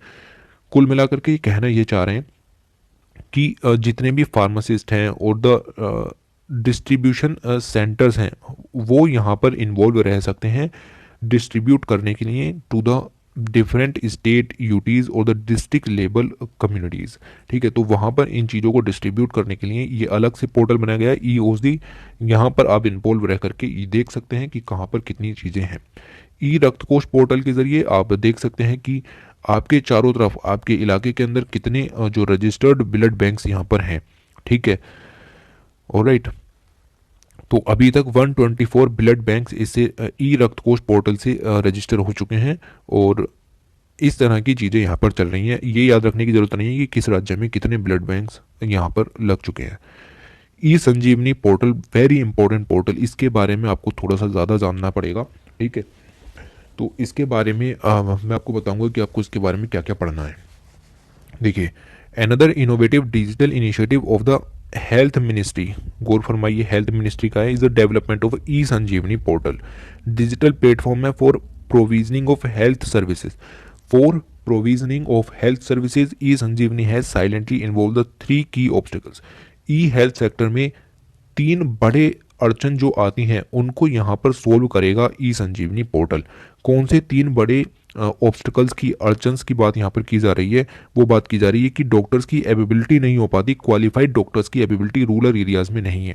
इस problem को solve करेगा ई Sanjeevani portal. आप इसके जरिए direct अपने doctor से consult कर सकते हैं online. High burden on health care facilities due to non availability of sufficient service at the primary level. Primary health care facilities के अंदर हेल्थ केयर के लिए पर्याप्त फैसिलिटीज़ नहीं हैं, वो फैसिलिटी ऑनलाइन आपको प्रोवाइड की जा सकती हैं ई संजीवनी डिजिटल प्लेटफॉर्म के जरिए। Lack of health record creation at primary या secondary level and lack of interoperability of the records. ठीक है, तो हेल्थ रिकॉर्ड्स की कमी प्राइमरी और सेकेंडरी लेवल पर, उसको भी यहाँ पर पूरा करेगा ई संजीवनी पोर्टल। वहाँ पर आपके हेल्थ रिकॉर्ड्स भी रखे जा सकते हैं। तो ये है ई संजीवनी पोर्टल और इसके ज़रिए आप यहाँ पर इन 3 बड़े जो अड़चन हैं उनको यहाँ पर सोल्व कर सकते हैं। ओके, ऑलराइट, क्या कर सकते हैं आप इस पोर्टल के ज़रिए वो यहाँ पर देखिए। Real time video audio based tele consultation आप अपने डॉक्टर के साथ कर सकते हैं, जो भी डॉक्टर आपको प्रोवाइड कराया जाएगा। आप उससे ई प्रिस्क्रिप्शन ले सकते हैं। ठीक है, आपको वो ई प्रिस्क्रिप्शन दे देगा, आप वहाँ से आप उसको दवाई वगैरह ले सकते हैं। टेली मेडिसिन नेटवर्क, एक बड़ा टेली मेडिसिन नेटवर्क क्रिएट होगा। That e Sanjeevani is putting together is poised to be the world's largest telemedicine system. E Sanjeevani को कहा जा रहा है दुनिया का सबसे बड़ा टेलीमेडिसिन सिस्टम, क्योंकि इसके ज़रिए आप बहुत कुछ कर सकते हैं। आप डॉक्टर टू डॉक्टर कंसल्टेशन का भी इसके अंदर प्रोग्राम है, डॉक्टर टू पेशेंट कंसल्टेशन का भी इसके अंदर प्रोग्राम है। ठीक है, तो ये दुनिया का सबसे बड़ा टेलीमेडिसिन सिस्टम कहा जा रहा है। ठीक है, तो इस तरह की चीज़ें इंडिया के अंदर चल रही हैं। The e Sanjeevani platform has two varied facilities. ये doctor to doctor teleconsultation का प्रोग्राम इसके अंदर है, इसके अंदर है पेशेंट टू पेशेंट कंसल्टेशन का प्रोग्राम भी इसके अंदर है। डॉक्टर टू डॉक्टर का मतलब ये हो जाता है D2D, इसका मतलब ये हो जाता है कि एक डॉक्टर दूसरे डॉक्टर से अगर कुछ जानना चाहता है किसी भी मरीज़ के बारे में, जैसे हेल्थ आईडीज़ बना दी गई तो उसके बाद पता कर सकते हैं कि आपने इनको कौन सी दवाई दी थी, तो वो सब कंसल्टेशंस यहाँ पर देखने को मिलेंगी ई संजीवनी पोर्टल के थ्रू। ठीक है, अब ये नहीं जानना कि डॉक्टर टू डॉक्टर कंसल्टेशन में कितने हेल्थ सेंटर्स एडोप्ट हो गए हैं वगैरह वगैरह। ठीक, और राइट, अब आपको ये भी चीज़ें पता ही होंगी थोड़ी थोड़ी तो कि वर्ल्ड का लार्जेस्ट हेल्थ इंश्योरेंस स्कीम भी इंडिया के अंदर है, आयुष्मान भारत स्कीम। और इस स्कीम के बारे में तो पिछले 2 सालों से काफ़ी ज़्यादा न्यूज़ में है। ठीक है, तो ये चीज़ें आपको देखनी है, उसके अलावा आपको यहाँ पर कुछ नहीं देखना। ठीक, ये सब चीज़ें नहीं देखनी, ये भी चीज़ आपको, ये वाली इमेज भी आपके काम की नहीं है। ठीक, और राइट, इसके बाद अगर आप इस इमेज को देखें तो ये बताता है कि किस तरीके से ई संजीवनी पोर्टल यहाँ पर आपका वर्क करेगा। आप रजिस्ट्रेशन करोगे, आपका एक टोकन जनरेट हो जाएगा। टोकन जनरेट होने के बाद आपको आईडी और पासवर्ड मिल जाएगा। आईडी पासवर्ड का यूज़ करके आप वहाँ लॉगिन करोगे। ठीक है, लॉगिन करने के बाद वहाँ पर लाइन लगी होगी, एक तरीके का वेटिंग रूम होगा, आपका नंबर उस लाइन में होगा। ओके, और वेटिंग रूम एक तरीके से वहाँ पर कहेंगे। उसके बाद आपका नंबर आएगा, आपको आपका डॉक्टर मिलेगा, डॉक्टर से आप कंसल्टेशन करोगे और आप यहाँ पर खुश। ठीक है, तो ये आपका ई संजीवनी पोर्टल वर्क करेगा इस तरीके से, बस इतना आपको याद रखना है। फिर आगे चलें तो एक और प्लेटफॉर्म है e VIN platform, electronic vaccine intelligence network. ठीक, तो इस पोर्टल के जरिए क्या करोगे, it aims to provide what, it aims to provide real time information on vaccine stock. कौन सी वैक्सीन इंडिया के अंदर कितनी मात्रा में अवेलेबल है वो आपको इस पोर्टल के अंदर पता चल जाएगी। उसका फ्लो कि कौन सी वैक्सीन कहाँ पर है, कितनी मात्रा में है, and storage temperature across all cold chain points in the country. Country के अंदर जितने भी कोल्ड चेन स्टोरेज हैं वहाँ पर आपको पता चल जाएगा कि बेसिकली कहाँ पर कितनी मात्रा में यहाँ पर वैक्सीन अवेलेबल है या नहीं है, डेंगू की वैक्सीन है या नहीं है, कोरोना की वैक्सीन है या नहीं है, वो सब चीज़ें आपको यहाँ से पता चल जाएंगी। ठीक, उसके बाद आपको ये नहीं देखना कि कितने स्टेट्स इससे लिंक हो चुके हैं, कितने कोल्ड चेन बन चुके हैं, कितने डिस्ट्रिक्ट में बन चुका है, ये सब चीज़ें छोटी छोटी चीज़ें आपको नहीं देखनी। कोविड-19 ने हमें काफ़ी कुछ सिखाया है और इन सभी प्लेटफॉर्म्स को अच्छा करने की ज़रूरत है। ये है हमारा way forward. It is streamlining the vaccine flow network and maintaining a powerful contribution to the strengthening health system। ठीक है, तो कंक्लूजन में क्या लिखोगे, वही लिखोगे कि इंडिया जो है वर्ल्ड वार 2 और ग्रेट डिप्रेशन जो 1929 में आया था उसके बाद यहाँ पर कुछ ऐसी बड़ी चीज़ हो रही है जिसने इंडिया की इकोनॉमी को झिकोड़ के रख दिया है। उसके बाद हेल्थ केयर सेक्टर में बहुत ज़्यादा ज़रूरत है और कोविड-19 ने हमें ये सब बताया कि हमें इन सब चीज़ों को 100% एक्यूरेट करना होगा। उसके लिए इन सब प्रोजेक्ट्स को बहुत अच्छा करने की ज़रूरत है। ये सब चीज़ें आपको यहाँ पर पढ़नी है। ठीक है, ऑलराइट, अगले आर्टिकल की तरफ आते हैं। अगला आर्टिकल है study progress in rural e governance. E governance के क्षेत्र में, रूरल ई गवर्नेंस में प्रोग्रेस को दिखाना है, प्रोग्रेस को बढ़ाना है। ऑलराइट, ओके, ये पैरा नहीं पढ़ना और ये वाला पैराग्राफ नहीं पढ़ना क्योंकि ये इंट्रोडक्शन पॉइंट ऑफ व्यू से अच्छा नहीं है। ये पैरा पढ़ना है आपको इंट्रोडक्शन के व्यू से। इंडिया की पॉपुलेशन बहुत बड़ी है और लार्ज पार्ट रहता है विलेजेस के अंदर, तो ये बहुत ज़्यादा क्रूशियल है कि our e governance model make sure that it is accessible to the rural masses in the country. India के जो रूरल लोग हैं, रूरल सिटीजन्स हैं, उनको इन चीज़ों की एक्सेस प्रोवाइड हो। ठीक है, जितनी भी ई गवर्नेंस सर्विस हैं उन्हें ज़रूर प्रोवाइड हो, बाकी किसी को हो रही हों या ना हो रही हों, पर रूरल इंडिया के लोगों को प्रोवाइड होनी चाहिए क्योंकि वो यहाँ पर लार्ज पार्ट कंट्रीब्यूट करते हैं इंडिया की पॉपुलेशन का और वो रिसाइड करते हैं इन द रूरल एरियाज। ठीक, e governance is a mechanism for providing and managing government services, गौर फरमाइए, government services via electronic means and is expected to help in ensuring a smart, इसको use करना है आपको, smart लिखिए, bracket में लिखिए, simple, moral, accountable, responsible and transparent government. Smart government create करनी है, बहुत ही अच्छा वर्ड यहाँ पर मिला है हमें, स्मार्ट गवर्नमेंट, इनको यूज करेंगे ऐसे में तो अच्छे मार्क्स यहाँ पर मिलने के चांसेस हैं। ठीक है, तो ई गवर्नेंस की यहाँ पर डेफिनेशन भी देखी। ऑलराइट, वर्ल्ड बैंक ने डिफाइन करा है ई गवर्नेंस को कैसे, तो इतनी बड़ी मात्रा में वर्ल्ड बैंक ने डिफाइन किया है कि क्या होता है ई गवर्नमेंट। ठीक है, आपको पढ़ने की वैसे इसको ज़रूरत नहीं है, पर फिर भी आप इस पर एक निगाह यहाँ पर मार सकते हैं कि क्या चीज़ें लिखी हुई हैं। तो e government refers to the use by the government agencies of information technology such as the wide area network internet. देखिए, मत पढ़िए, ठीक है, क्या पढ़ना है वही पढ़िए कि e governance is the mechanism for providing and managing government services by electronic means and is expected to help in ensuring a smart, that is simple, moral, accountable, responsible and transparent government. Very best, बहुत ही अच्छी definition वो यहाँ पर है, इससे भी अच्छी डेफिनेशन वो वहाँ पर दी गई थी, उसको आप वहाँ पर ज़रूर से देखिए। ठीक है, ओके, तो रूरल ई गवर्नेंस को बढ़ाने के लिए हमने डिजिटल इंडिया प्रोग्राम शुरू किया था और नेशनल ई गवर्नेंस प्लान भी हमने 2006 में बनाया था। सबसे पहले हमें इसी प्लान के जरिए पता लगी कि ई गवर्नेंस सर्विसेज शुरू करनी है। ठीक, तो डिजिटल इंडिया शुरू किया हमने, उसके 9 पिलर्स भी देखे कि कौन कौन से पिलर्स यहाँ पर डिजिटल इंडिया के हैं, उन सब पिलर्स को हमने थोरोली डिस्कस भी किया। तो यहाँ पर क्या दिया गया है, ठीक, यहाँ पर क्या दिया गया है, ये देखिए, ये रहा, the guiding principles for reforming government through technologies. Technology के द्वारा सरकार क्या क्या कर सकती है, गवर्नमेंट क्या कर सकती है, क्या क्या रिफॉर्म ला सकती है, वो यहाँ पर दिया गया है।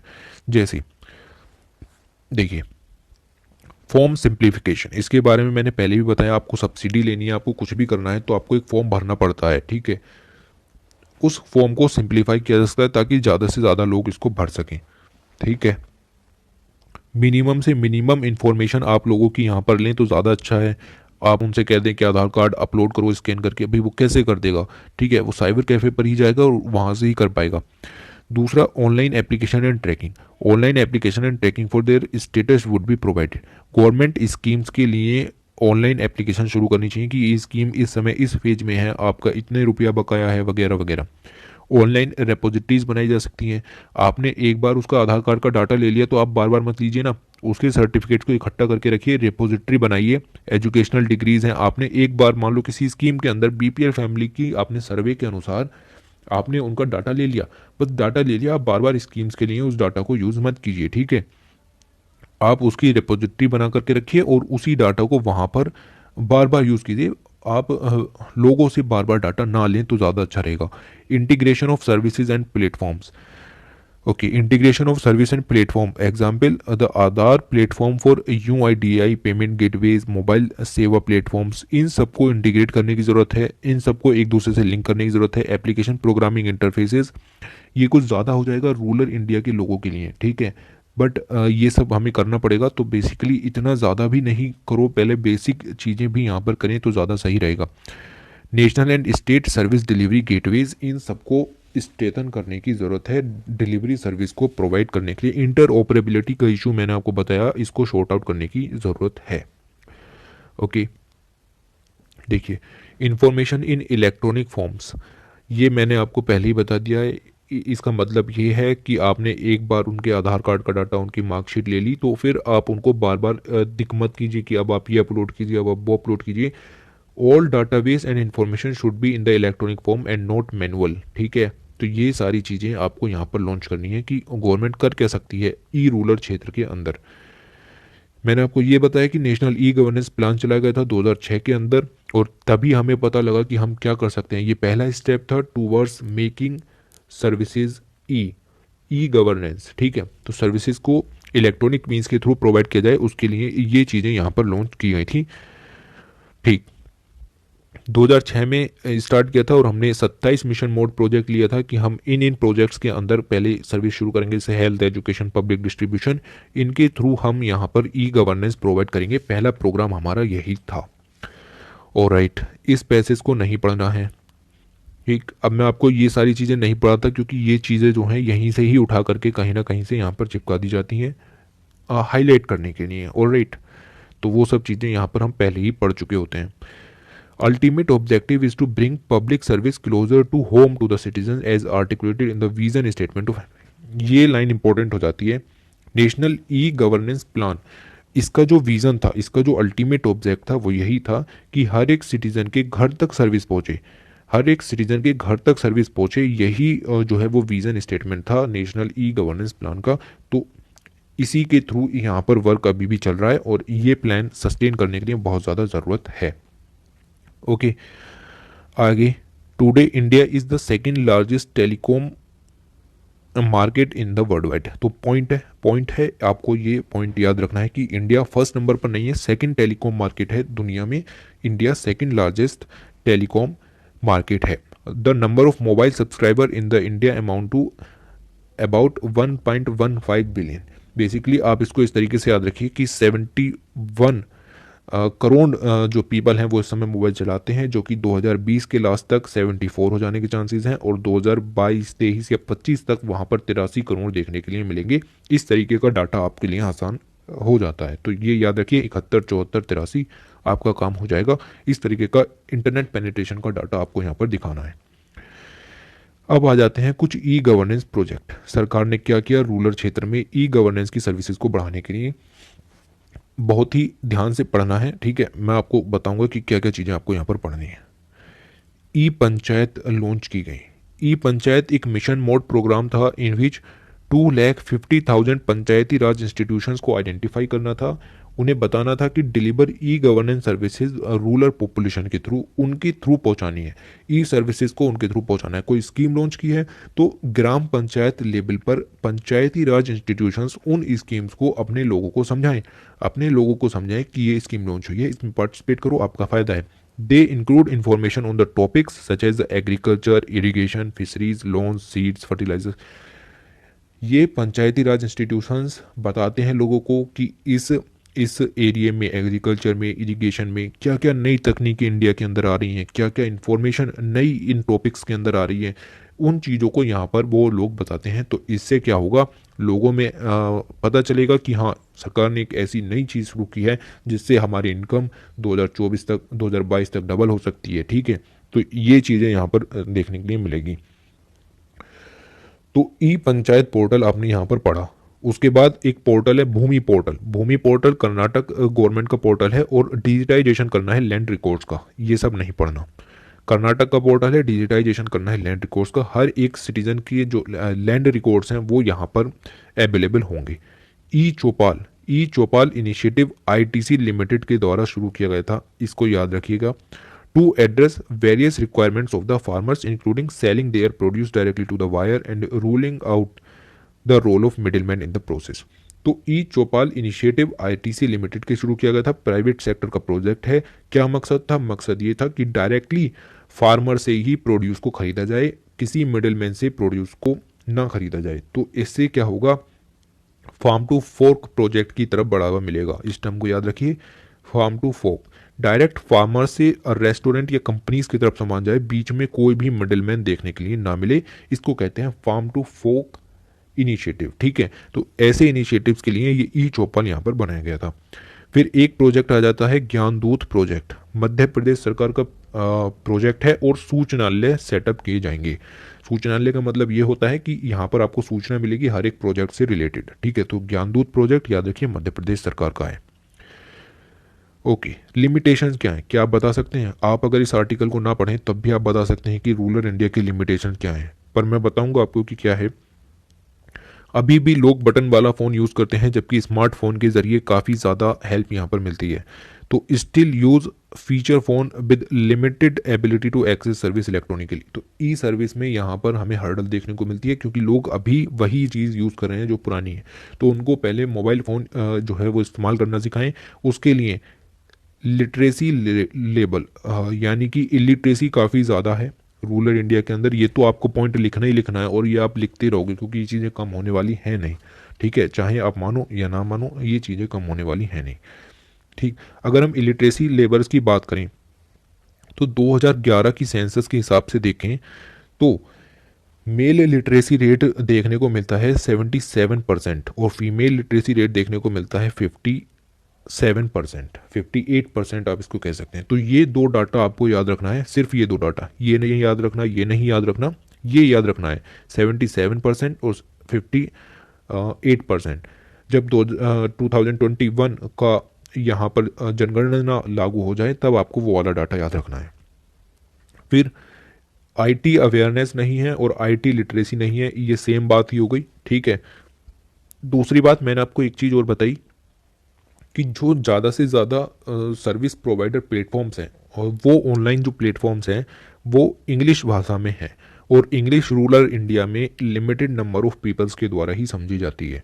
हालांकि गवर्नमेंट कोशिश कर रही है कि लोकल लैंग्वेजेस में भी कोर्सेज को लॉन्च किया जाए, स्कीम्स को लॉन्च किया जाए, बट वो सब गवर्नमेंट के काम है। बट काफ़ी ज़्यादा प्रोजेक्ट सिर्फ इंग्लिश भाषा में लॉन्च होते हैं, तो इंग्लिश तो उनको सिखानी पड़ेगी, ठीक है। ओके, कॉमन सर्विस सेंटर्स की बात करें, आप काफ़ी देर से सुन रहे होंगे, आपको पता है ये क्या है। Common service centre established in rural areas, ठीक है, is a great initiative to address some of these limitations as people can just approach them to get their document downloaded, fill out government forms. CSCs establish किए गए थे, rural आदमी वहां पर जाए common service centre पर, कोई government ने स्कीम लॉन्च की है उसके बारे में जानकारी भी वो देगा, अगर आपको वहाँ पर फॉर्म भरना है तो वो फॉर्म भी वो वहाँ पर भर देगा बैठ करके आपका, और इस तरह की चीज़ें वहाँ पर आपकी चलेंगी। तो ये काफ़ी अच्छा इनिशिएटिव है। ऑनलाइन काम भी नहीं है, दूसरा ही बंदा ऑनलाइन काम कर देगा, आपको कम से कम उस स्कीम के बारे में पता होना चाहिए। तो अवेयरनेस तो आपको फैलानी पड़ेगी, ठीक। अच्छा, CSC पोर्टल्स के जरिए आप एग्रीकल्चर सर्विसेज का लाभ उठा सकते हैं, एजुकेशन एंड ट्रेनिंग सर्विसेज का लाभ उठा सकते हैं, हेल्थ सर्विसेज का लाभ उठा सकते हैं, banking services and insurance services का लाभ भी उठा सकते हैं, यूटिलिटी सर्विसेज हैं, कमर्शियल सर्विसेज हैं, इन सब के बारे में CSC पोर्टल्स आपको जानकारी देते हैं। तो एक ये हाई क्वालिटी और cost effective video, voice and data content provide करते हैं to the citizens regarding the e governance, education, health, telemedicine, entertainment as well as other private services के बारे में भी ये लोग यहाँ पर आपको आगाह करते हैं, ठीक है। और राइट, अब आपको ये चीज़ नहीं पढ़नी है, इफेक्टिवनेस ऑफ ICT, ठीक है। इस वाले पेज को आपको यहाँ पर स्किप कर देना है क्योंकि हमने काफ़ी सारी चीज़ें पढ़ी और सिर्फ इतनी चीज़ें पढ़ने से काम नहीं होगा।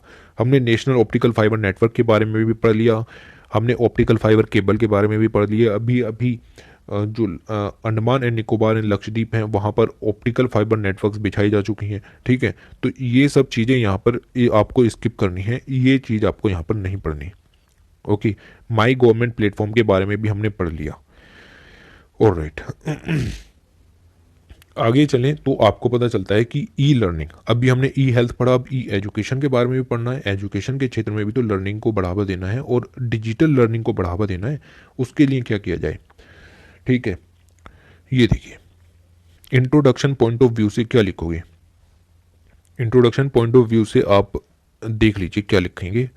There has been a ceaseless march for the accelerating the pace of digital education and remote learning initiative across India in general in the rural India in the particular, ठीक है। आपको पता है कि रूरल इंडिया के अंदर अभी भी किस तरीके से यहाँ पर टीचिंग कराई जाती है। Ministry of HRD recently as ministry of education, तो ये मिनिस्ट्रीज ने पाया कि रूरल इंडिया के अंदर कुछ भी ढंग का नहीं चल रहा है, ठीक है। टेक्नोलॉजी और इनोवेशन की तो कोई बात है ही नहीं, ठीक है। और ऑब्वियसली गवर्नमेंट स्कूल्स ही वहाँ पर ज़्यादा वेरी करते हैं, तो उन सब चीज़ों के लिए ज़रूरत जताई गई डिजिटल लर्निंग की, वर्चुअल लर्निंग की, ऑनलाइन लर्निंग की, कंप्यूटर एडेड लर्निंग की, लर्निंग थ्रू ICT, ठीक है। Digital learning experience, digital learning resources are the frequently used terminologies that has been used in the field of Indian education and learning. तो ये सब नई learning की techniques हैं, इन सब में थोड़ा थोड़ा माइन्यूट अंतर है, हमको वो अंतर नहीं जानना कि क्या अंतर है डिजिटल लर्निंग और वर्चुअल लर्निंग में, क्या अंतर है वर्चुअल लर्निंग और ऑनलाइन लर्निंग में, तो वो अंतर हमको यहाँ पर नहीं जानना, ठीक है। तो अच्छा, यहाँ पर आइए आप देखिए, कोविड-19 आया तो हमें पता चला कि ज़रूरत तो है, डिजिटल लर्निंग की ज़रूरत तो है, ठीक है। आपको पता है कि सब ऑनलाइन एजुकेशन का जो मुद्दा है वो बहुत तेज़ी से यहाँ पर गरमाया कोविड-19 के बाद, क्योंकि हमें पता चला भी इस तरह की अगर आपदाएँ आईं तो बच्चे फिर ऑनलाइन मोड के थ्रू या डिजिटल इंडिया के थ्रू ही डिजिटल लर्निंग के थ्रू ही यहाँ पर कुछ कर सकते हैं, वरना सारी जो शिक्षा व्यवस्था है वो ख़त्म समझो। Generally the digital education is considered as a type of education, ठीक है, गौर फरमाइए, मैं दोबारा पढ़ता हूँ। Generally digital education is considered as a type of education and learning that is accompanied by technology or by instructional practice that makes effective use of information and communication technology. It encompasses the application of a wide spectrum of practices including blended and virtual learning. तो ये definition आपको start में लिखनी है अगर आपके पास introduction लिखने के लिए कुछ भी नहीं है। तो इंट्रोडक्शन लिखने के लिए कुछ नहीं है तो digital education is considered as a type of education and learning that is accompanied by technology और by institutional practices that make effective use of technology. It encompasses the application of a wide spectrum of practices including blended and virtual learning, ठीक है। अच्छा, ये definition हो गई। उसके बाद यहाँ पर दिया गया है ऑनलाइन लर्निंग और डिजिटल लर्निंग में अंतर। ये अंतर हमको यहाँ पर नहीं जानना, हालांकि अगर आपका मन है तो आप इसको डाउनलोड करके पढ़ सकते हो, ठीक है। अब ये जो टर्मिनोलॉजीज हमने यहाँ पर पढ़ी इनके बीच में कुछ बताया गया है इन टर्म्स के अंदर कि क्या होता है। ऑनलाइन लर्निंग आपको पता है क्या होती है। उसके बाद आपको वेब बेस्ड लर्निंग भी आपको पता होगी। वेब ब्राउज़र का यूज़ करके अगर आप ऑनलाइन वेब ब्राउज़र का यूज़ करके लर्निंग करते हो तो वो वेब बेस्ड लर्निंग हो गई, ठीक है। ई लर्निंग का मतलब हो गया आप ऑनलाइन या ऑफलाइन किसी भी तरीके से लर्निंग कर रहे हो, बट आपके पास कंप्यूटर या मोबाइल के थ्रू लर्निंग कर रहे हो, without the use of internet भी कर रहे हो तो भी वो ई लर्निंग हो गई। एक होता है ब्लेंडेड लर्निंग। ब्लेंडेड लर्निंग का मतलब भी आप समझ रहे होंगे कि कभी कभी वर्चुअल क्लासेस लगा दी, कभी कभी ट्रेडिशनल क्लासरूम लगा दी, दोनों का मिक्सचर करके अगर आप लर्निंग कर रहे हो तो वो वहाँ पर हो जाती है ब्लेंडेड लर्निंग। डिस्टेंस लर्निंग भी आपको पता चल जाएगी। पार्टिसिपेंट्स पास पास नहीं होती, पार्टिसिपेंट्स एक दूसरे को नहीं जानते, दूर दूर से पढ़ाई होती है, ठीक है। तो ये डिस्टेंस लर्निंग, ये सब चीज़ें आपको पता होगा। वर्चुअल लर्निंग के बारे में मैं आपको नहीं बताऊंगा कि क्या होता है, ये सब चीज़ें आप अपना खुद जानते होंगे, ठीक है। ये है salient features of virtual learning, ठीक है, कि क्या आपको इससे फ़ायदा होगा। Virtual learning is a learning strategy, remote access to the unlimited array of educational service world wide, virtual classroom and learning situation. ये सब चीज़ें आप यहाँ पर स्किप कर सकते हो, ठीक है, कोई ज़रूरत नहीं है इन चीज़ों को पढ़ने की। Pedagogy for rural digital education. Generally pedagogy is an art and science of teaching. Pedagogy क्या होती है? पेडागोजी इसी चीज़ को कहते हैं कि आप किसी सब्जेक्ट को किस तरीके से पढ़ाते हो, पढ़ाने के तरीके को पेडागोजी कहते हैं। वो तरीका पढ़ाने का किसके पास होना चाहिए? वो टीचर के लिए होता है, ठीक है। तो पेडागोजी जो सिखाई जाती है वो टीचर को सिखाई जाती है, ना कि स्टूडेंट को सिखाई जाती है, ठीक है। तो पेडागोजी सिखाने का जो जरिया है वो यहाँ पर सिखाना पड़ेगा टू द टीचर्स। तो pedagogy for rural digital education के अंदर अगर हम देखें तो आपको सिर्फ इतना ही याद रखना था कि पेडागोजी टीचर्स के लिए है और ये आर्ट है, साइंस है ऑफ टीचिंग, किस तरीके से टीचिंग को पढ़ाया जाए। ओके, एक्सेस एंड स्कोप क्या है? एक्सेस एंड स्कोप का मतलब ये है कि हम किसको शिक्षा प्रोवाइड करें, ठीक है, किसको e learning digital learning provide करें। तो ये आपको पता है, हमारे पास है right of children and free and compulsory education act 2009। हमें पता है कि 8 से 14 साल के बच्चों को फ्री एंड निःशुल्क एजुकेशन प्रोवाइड करनी है, तो वो सब इसके अंदर आ जाते हैं। तो स्कोप काफ़ी बड़ा है, ठीक है। अभी हम प्राइमरी जो स्कूल्स हैं उनकी हालत को ही नहीं सुधार पा रहे हैं, फिर ऑनलाइन शिक्षा का यहाँ पर प्रबंधन काफ़ी ज़्यादा मुश्किल हो जाएगा, ठीक है। ऑलराइट, ओके, देखिए, innovative digital education initiatives, India lives in her villages and real India is a rural India. ये दो चीज़ें कहनी बेकार ही हैं। मतलब ये तो हमें पता ही है कि India lives in the her villages, इसको बार बार रिपीट करने से कोई फ़ायदा नहीं होगा। इसके लिए हमें क्या पढ़ना पड़ेगा? The destination of India is being built in her classrooms. ये एक कहावत है, ये भी आपको याद रखनी है कि इंडिया का जो भविष्य है वो उसकी कक्षाओं में बनता है, वो क्लासरूम्स में बनता है, इन द स्कूल। और उसके लिए हमने डिजिटल इंडिया प्रोग्राम लॉन्च किया था और डिजिटल एजुकेशन वर्चुअल लर्निंग के through dream India concept prime minister Shri Narendra Modi, आगे लिखा हुआ होगा, हाँ, नरेंद्र मोदी डिजिटल एफर्ट यहाँ पर स्टार्ट किया है। देखिए इतना ज़्यादा कंफ्यूज होने की ज़रूरत नहीं है। कहने का मतलब ये है कि इंडिया जो है अपने विलेजेस में रहता है और इंडिया का भाग्य जो है उसके क्लासरूम्स में बनता है। ठीक है, इतना आपको याद रखना है। कोई स्कीम्स के बारे में अभी पढ़ेंगे। ठीक। अच्छा, एक छोटी सी चीज़ और ऊपर देख लीजिए, यह है निष्ठा। ठीक है, यहाँ पर लिखा हुआ है निष्ठा। निष्ठा क्या है? निष्ठा एक ट्रेनिंग प्रोग्राम है फॉर द टीचर्स। ठीक है, फॉर द टीचर्स। तो ये चीज़ आप याद रखिए, निष्ठा प्रोग्राम है फॉर द टीचर्स। उनको यहाँ पर बताया जाएगा कि किस तरीके से पढ़ाना है, किस तरीके से चीज़ों को लेकर के चलना है। ओके, अब आते हैं मेन चीज़ की तरफ, दीक्षा प्लेटफॉर्म। ये देखिए, एक ऐप लॉन्च किया गया है, एक प्लेटफॉर्म लॉन्च किया गया है, DIKSHA digital infrastructure for knowledge sharing. 2017 में लॉन्च किया गया था। It is available for all the learners of grade 1 to 12। तो कक्षा 1 से लेकर के 12 तक के सभी ग्रेड के लर्नर्स के लिए ये प्लेटफॉर्म यहाँ पर अवेलेबल है। इससे ज़्यादा आपको इसके अंदर कुछ भी नहीं जानना है। ठीक है, दीक्षा प्लेटफॉर्म के बारे में इससे ज़्यादा नहीं जानना। हार्डली वन क्वेश्चन, वो भी बहुत ही मुश्किल से, अगर टफ पेपर बनाने की ज़रूरत पड़ी तो निकलेगा, और उसमें भी आपको इतना ही याद रखना है। 2017 में शुरू किया था और ग्रेड 1 से लेकर के 12 तक के सभी लर्नर्स के लिए प्लेटफॉर्म यहाँ पर है। ठीक है, ई पाठशाला के बारे में आप थोड़ा सा याद रखिए। ई पाठशाला क्या है? As an integral part of digital India campaign, e Pathshala is a joint initiative of the, कौन सी ministry? Ministry of HRD and NCERT. तो इन दोनों का यहाँ पर ये जॉइंट प्रोग्राम है। तो ई पाठशाला एज अ ऐप की तरह यहाँ पर है, और इस ऐप के ज़रिए आप यहाँ पर डाउनलोड कर सकते हैं बुक्स। ठीक है, जो भी बुक्स यहाँ पर लॉन्च होती हैं 6 से लेकर के 12 तक की सभी बुक्स यहाँ पर हैं। जो आप एनसीईआरटीज़ के लिए इधर उधर भटकते रहते हो कि कहाँ से मिलेगी, इस ऐप पर सारी एनसीईआरटीज़ यहाँ पर दी हुई हैं, साइंस से लेकर के हर किसी चीज़ की एनसीईआरटी। ठीक है, रेटिंग भी सही है। और ठीक है, तो इस तरह के ये ऐप पोर्टल्स यहाँ पर लॉन्च हुए हैं। तो ये मैंने आपको बताया, ministry of HRD and NCERT का प्रोग्राम ये यहाँ पर है। और राइट, फिर आगे चलें तो इन चीज़ों को हम थोड़ा तेज़ी से देखेंगे। स्वयं प्रभा चैनल, जैसे डीडी चैनल्स हैं, इसी तरीके से स्वयं प्रभा चैनल्स हैं, और एजुकेशन प्रोवाइड करेंगे टीवी चैनल्स के थ्रू। ठीक है, उसके बाद आ जाता है NROER, national repositories of open educational resources. कहने का मतलब क्या है? Department of school education and literacy, ministry of human resource development ने इस प्रोग्राम को शुरू किया था। ठीक है, इसके अंदर आपको मिलेंगे educational resources in many subjects and in different Indian languages. तो बेसिकली ये एक रेपोजिटरी की तरह है। इसके अंदर आपको अलग अलग सब्जेक्ट से अलग अलग लैंग्वेजेस में रिसोर्सेज मिल जाएंगे, एजुकेशनल रिसोर्सेज जो कि आप पढ़ना चाहते हैं। जैसे सभी एनसीईआरटी की बुक्स फ्लिप बुक फॉर्मेट में अवेलेबल हैं। Video, images, audio, document, lectures इसके अंदर यहाँ पर आपको मिलेंगे इन रिसोर्सेज के अंदर। ऑलराइट, आगे चलें तो समग्र शिक्षा का इनिशिएटिव है, आईसीटी स्कीम्स यहाँ पर लॉन्च की गई। सभी को शिक्षा देने का जो लक्ष्य है वो इसके अंदर लिया गया है, समग्र शिक्षा। फिर एक है यहाँ पर शाला दर्पण। ठीक है, फिर एक है शाला सिद्धि। इन सबको डिटेल में नहीं देखना है, कोमा लगा करके लिखते रहो बस। ठीक, फिर है ई ग्रंथालय। ग्रंथालय से आप समझ जाइए क्या होगा।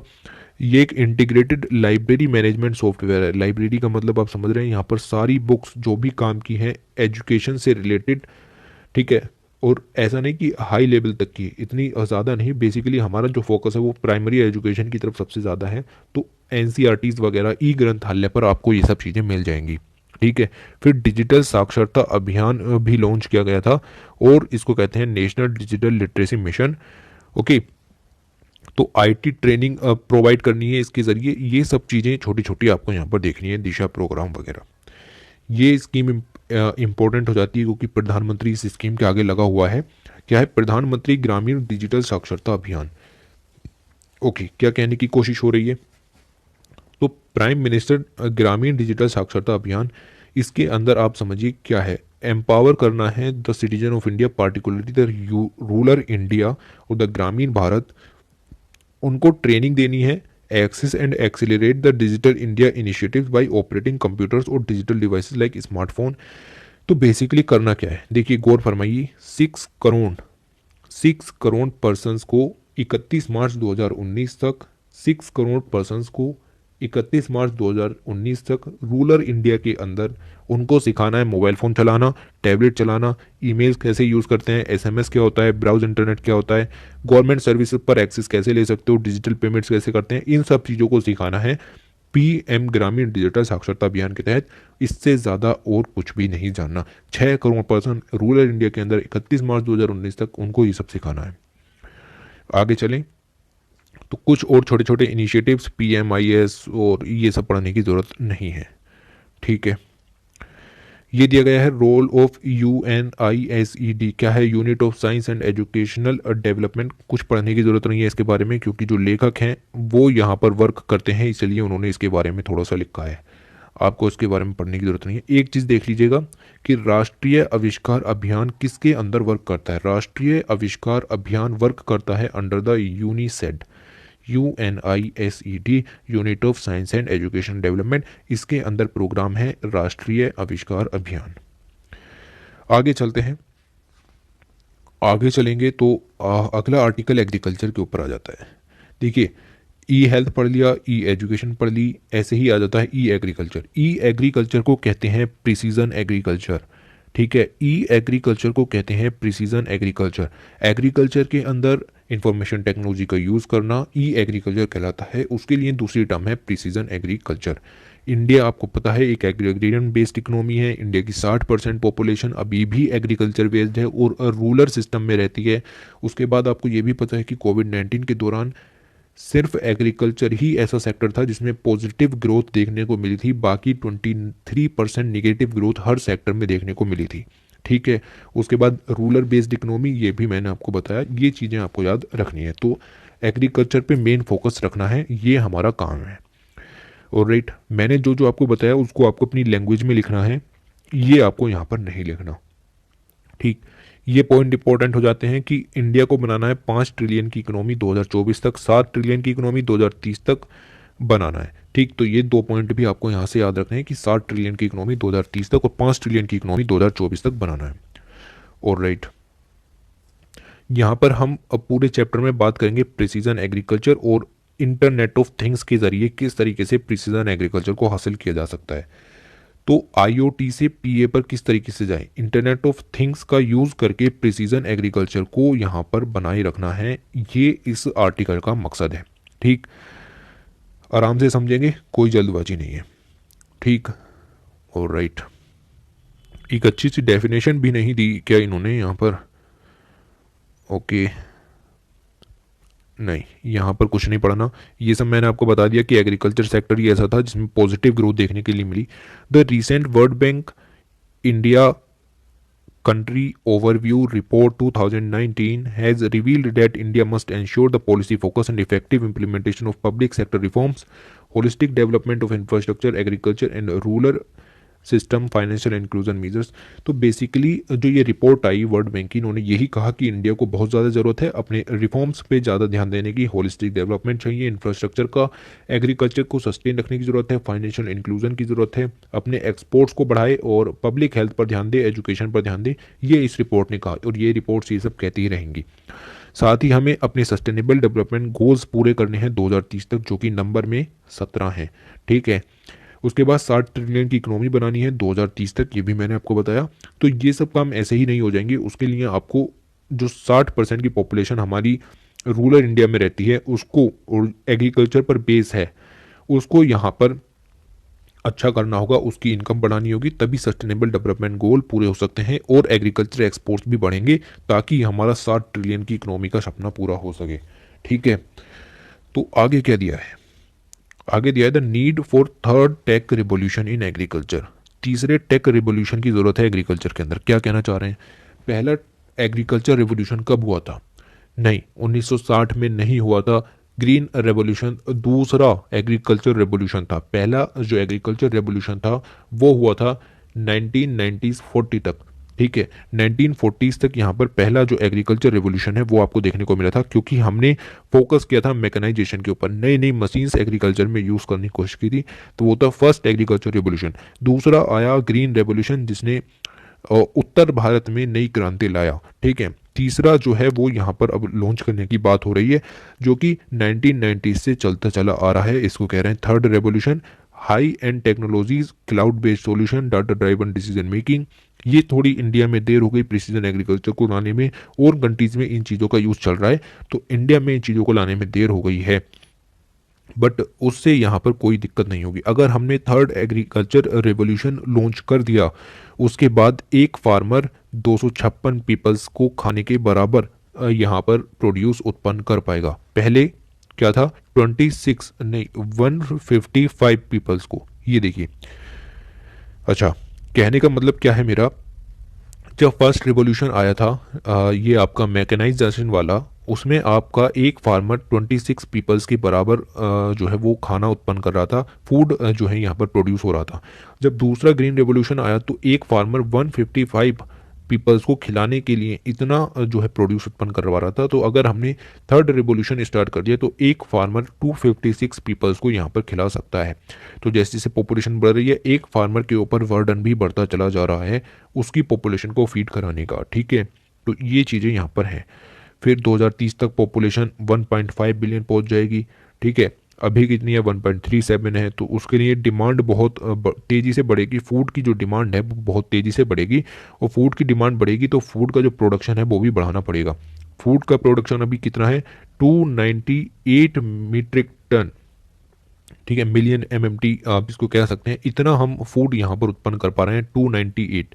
इसको बढ़ाना है, और यहाँ पर तो बढ़ाने के लिए आपको प्रिसीजन एग्रीकल्चर की ज़रूरत पड़ेगी और the internet of things based solutions की ज़रूरत पड़ेगी, ठीक है। तो इन टेक्नोलॉजीज़ के ज़रिए आप यहाँ पर फूड प्रोडक्शन को बढ़ा सकते हैं।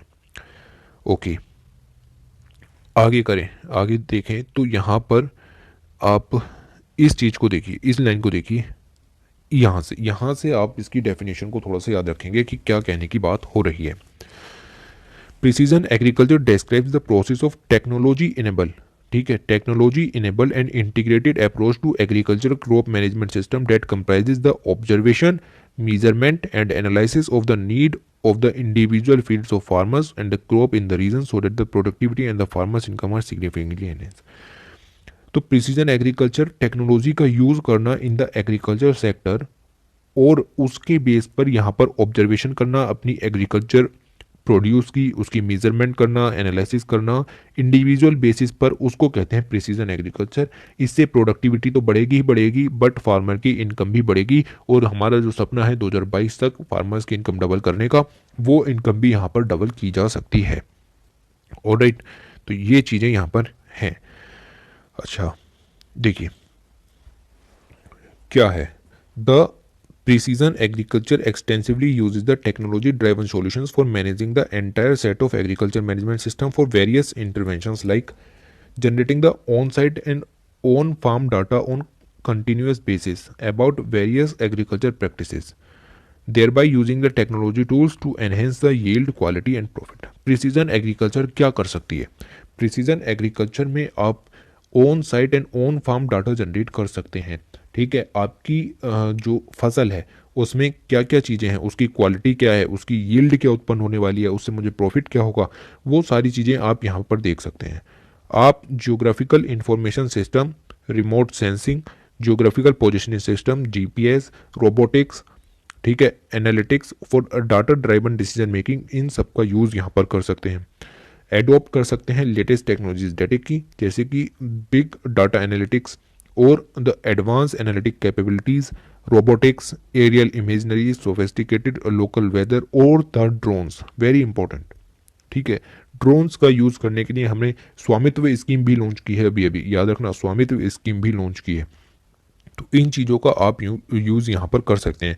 आप इन चीज़ों को यहाँ पर अगर नहीं समझ पा रहे हैं तो कोई दिक्कत वाली बात नहीं है, ये पूरा चैप्टर इसी चीज़ से भरा हुआ है, ठीक है।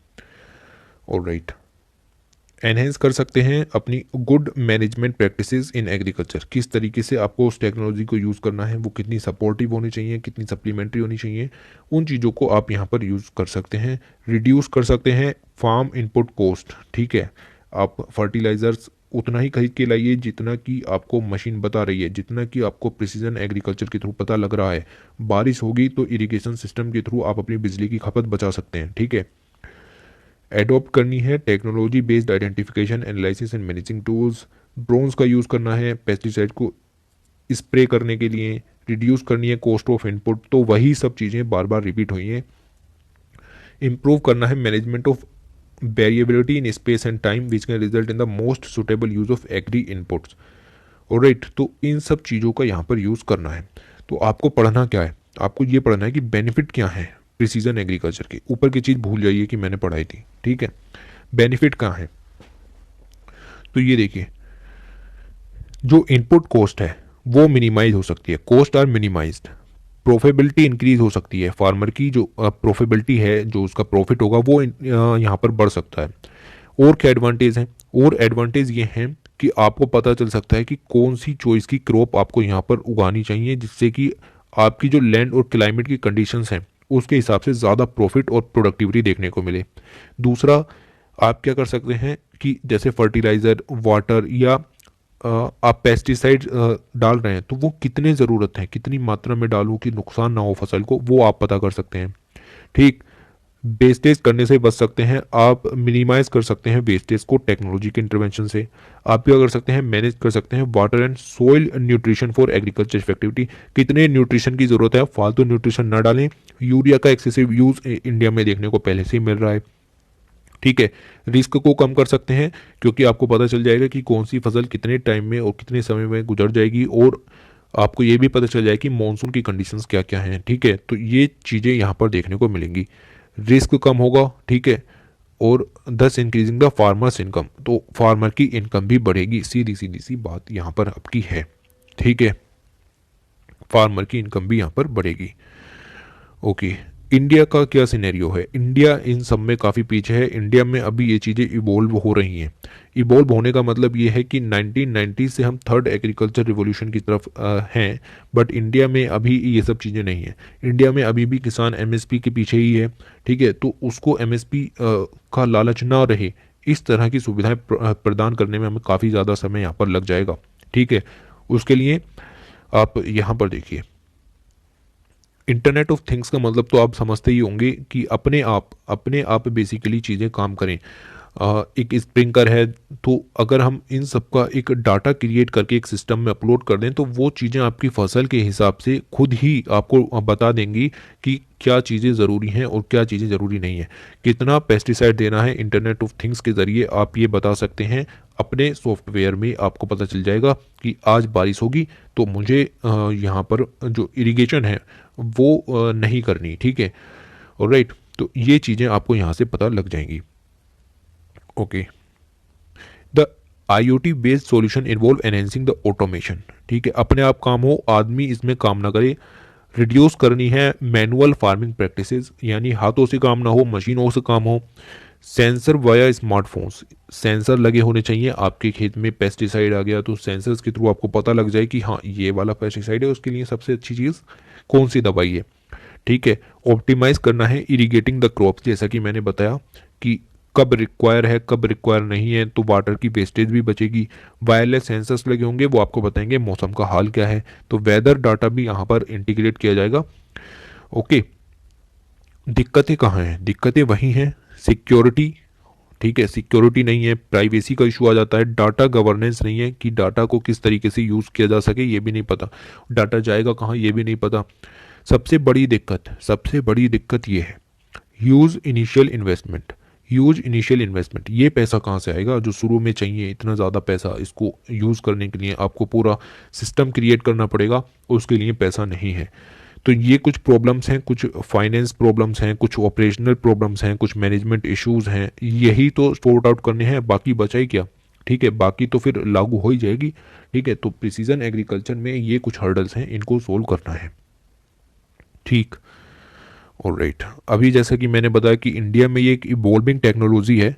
PA is an evolving technology in the field of agriculture specially in India, ठीक। बट अगर सारे मेजर स्टेक होल्डर्स, कुछ बड़ी कंपनीज, ये सब मिल जाएं तो ये कुछ इंश्योर कर सकते हैं कि हाँ प्रिसीजन एग्रीकल्चर इंडिया में वर्क कर सकता है, ठीक।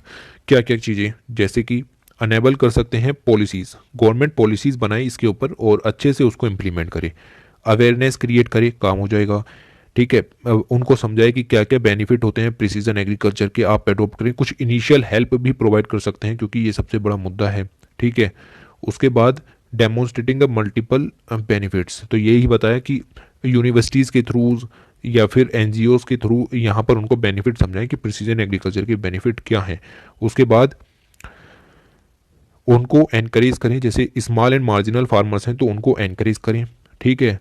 और नाबार्ड यहाँ पर हेल्प कर सकता है through the refinancing as a refinance agency, ठीक है। बैंकों को समझा सकते हैं कि एग्रीकल्चर के क्षेत्र में लैंडिंग को थोड़ा सा बढ़ाओ, यानी एग्रीकल्चर जो स्मॉल एंड मीडियम एंटरप्राइजेज हैं या फार्मर्स हैं उनको यहाँ पर थोड़ा पैसा दो उधारी में, ठीक है। फिर यहाँ पर उनको बताया जा सकता है कि आपका जो एग्रो क्लाइमेटिक जोन है, जैसे कि इंडिया में काफ़ी सारे एग्रो क्लाइमेटिक जोन हैं, तो उसके हिसाब से आपकी फसल के लिए सबसे ज़्यादा उपयुक्त रहेगा और इससे आपकी इनकम बढ़ेगी। ये चीज़ें बताई जा सकती हैं, ठीक है। अब मैंने बताया था आपको कि चैलेंजेस हम बार बार नहीं पढ़ेंगे, तो मैं फिर से बता रहा हूँ, बार बार हम इनको नहीं पढ़ेंगे।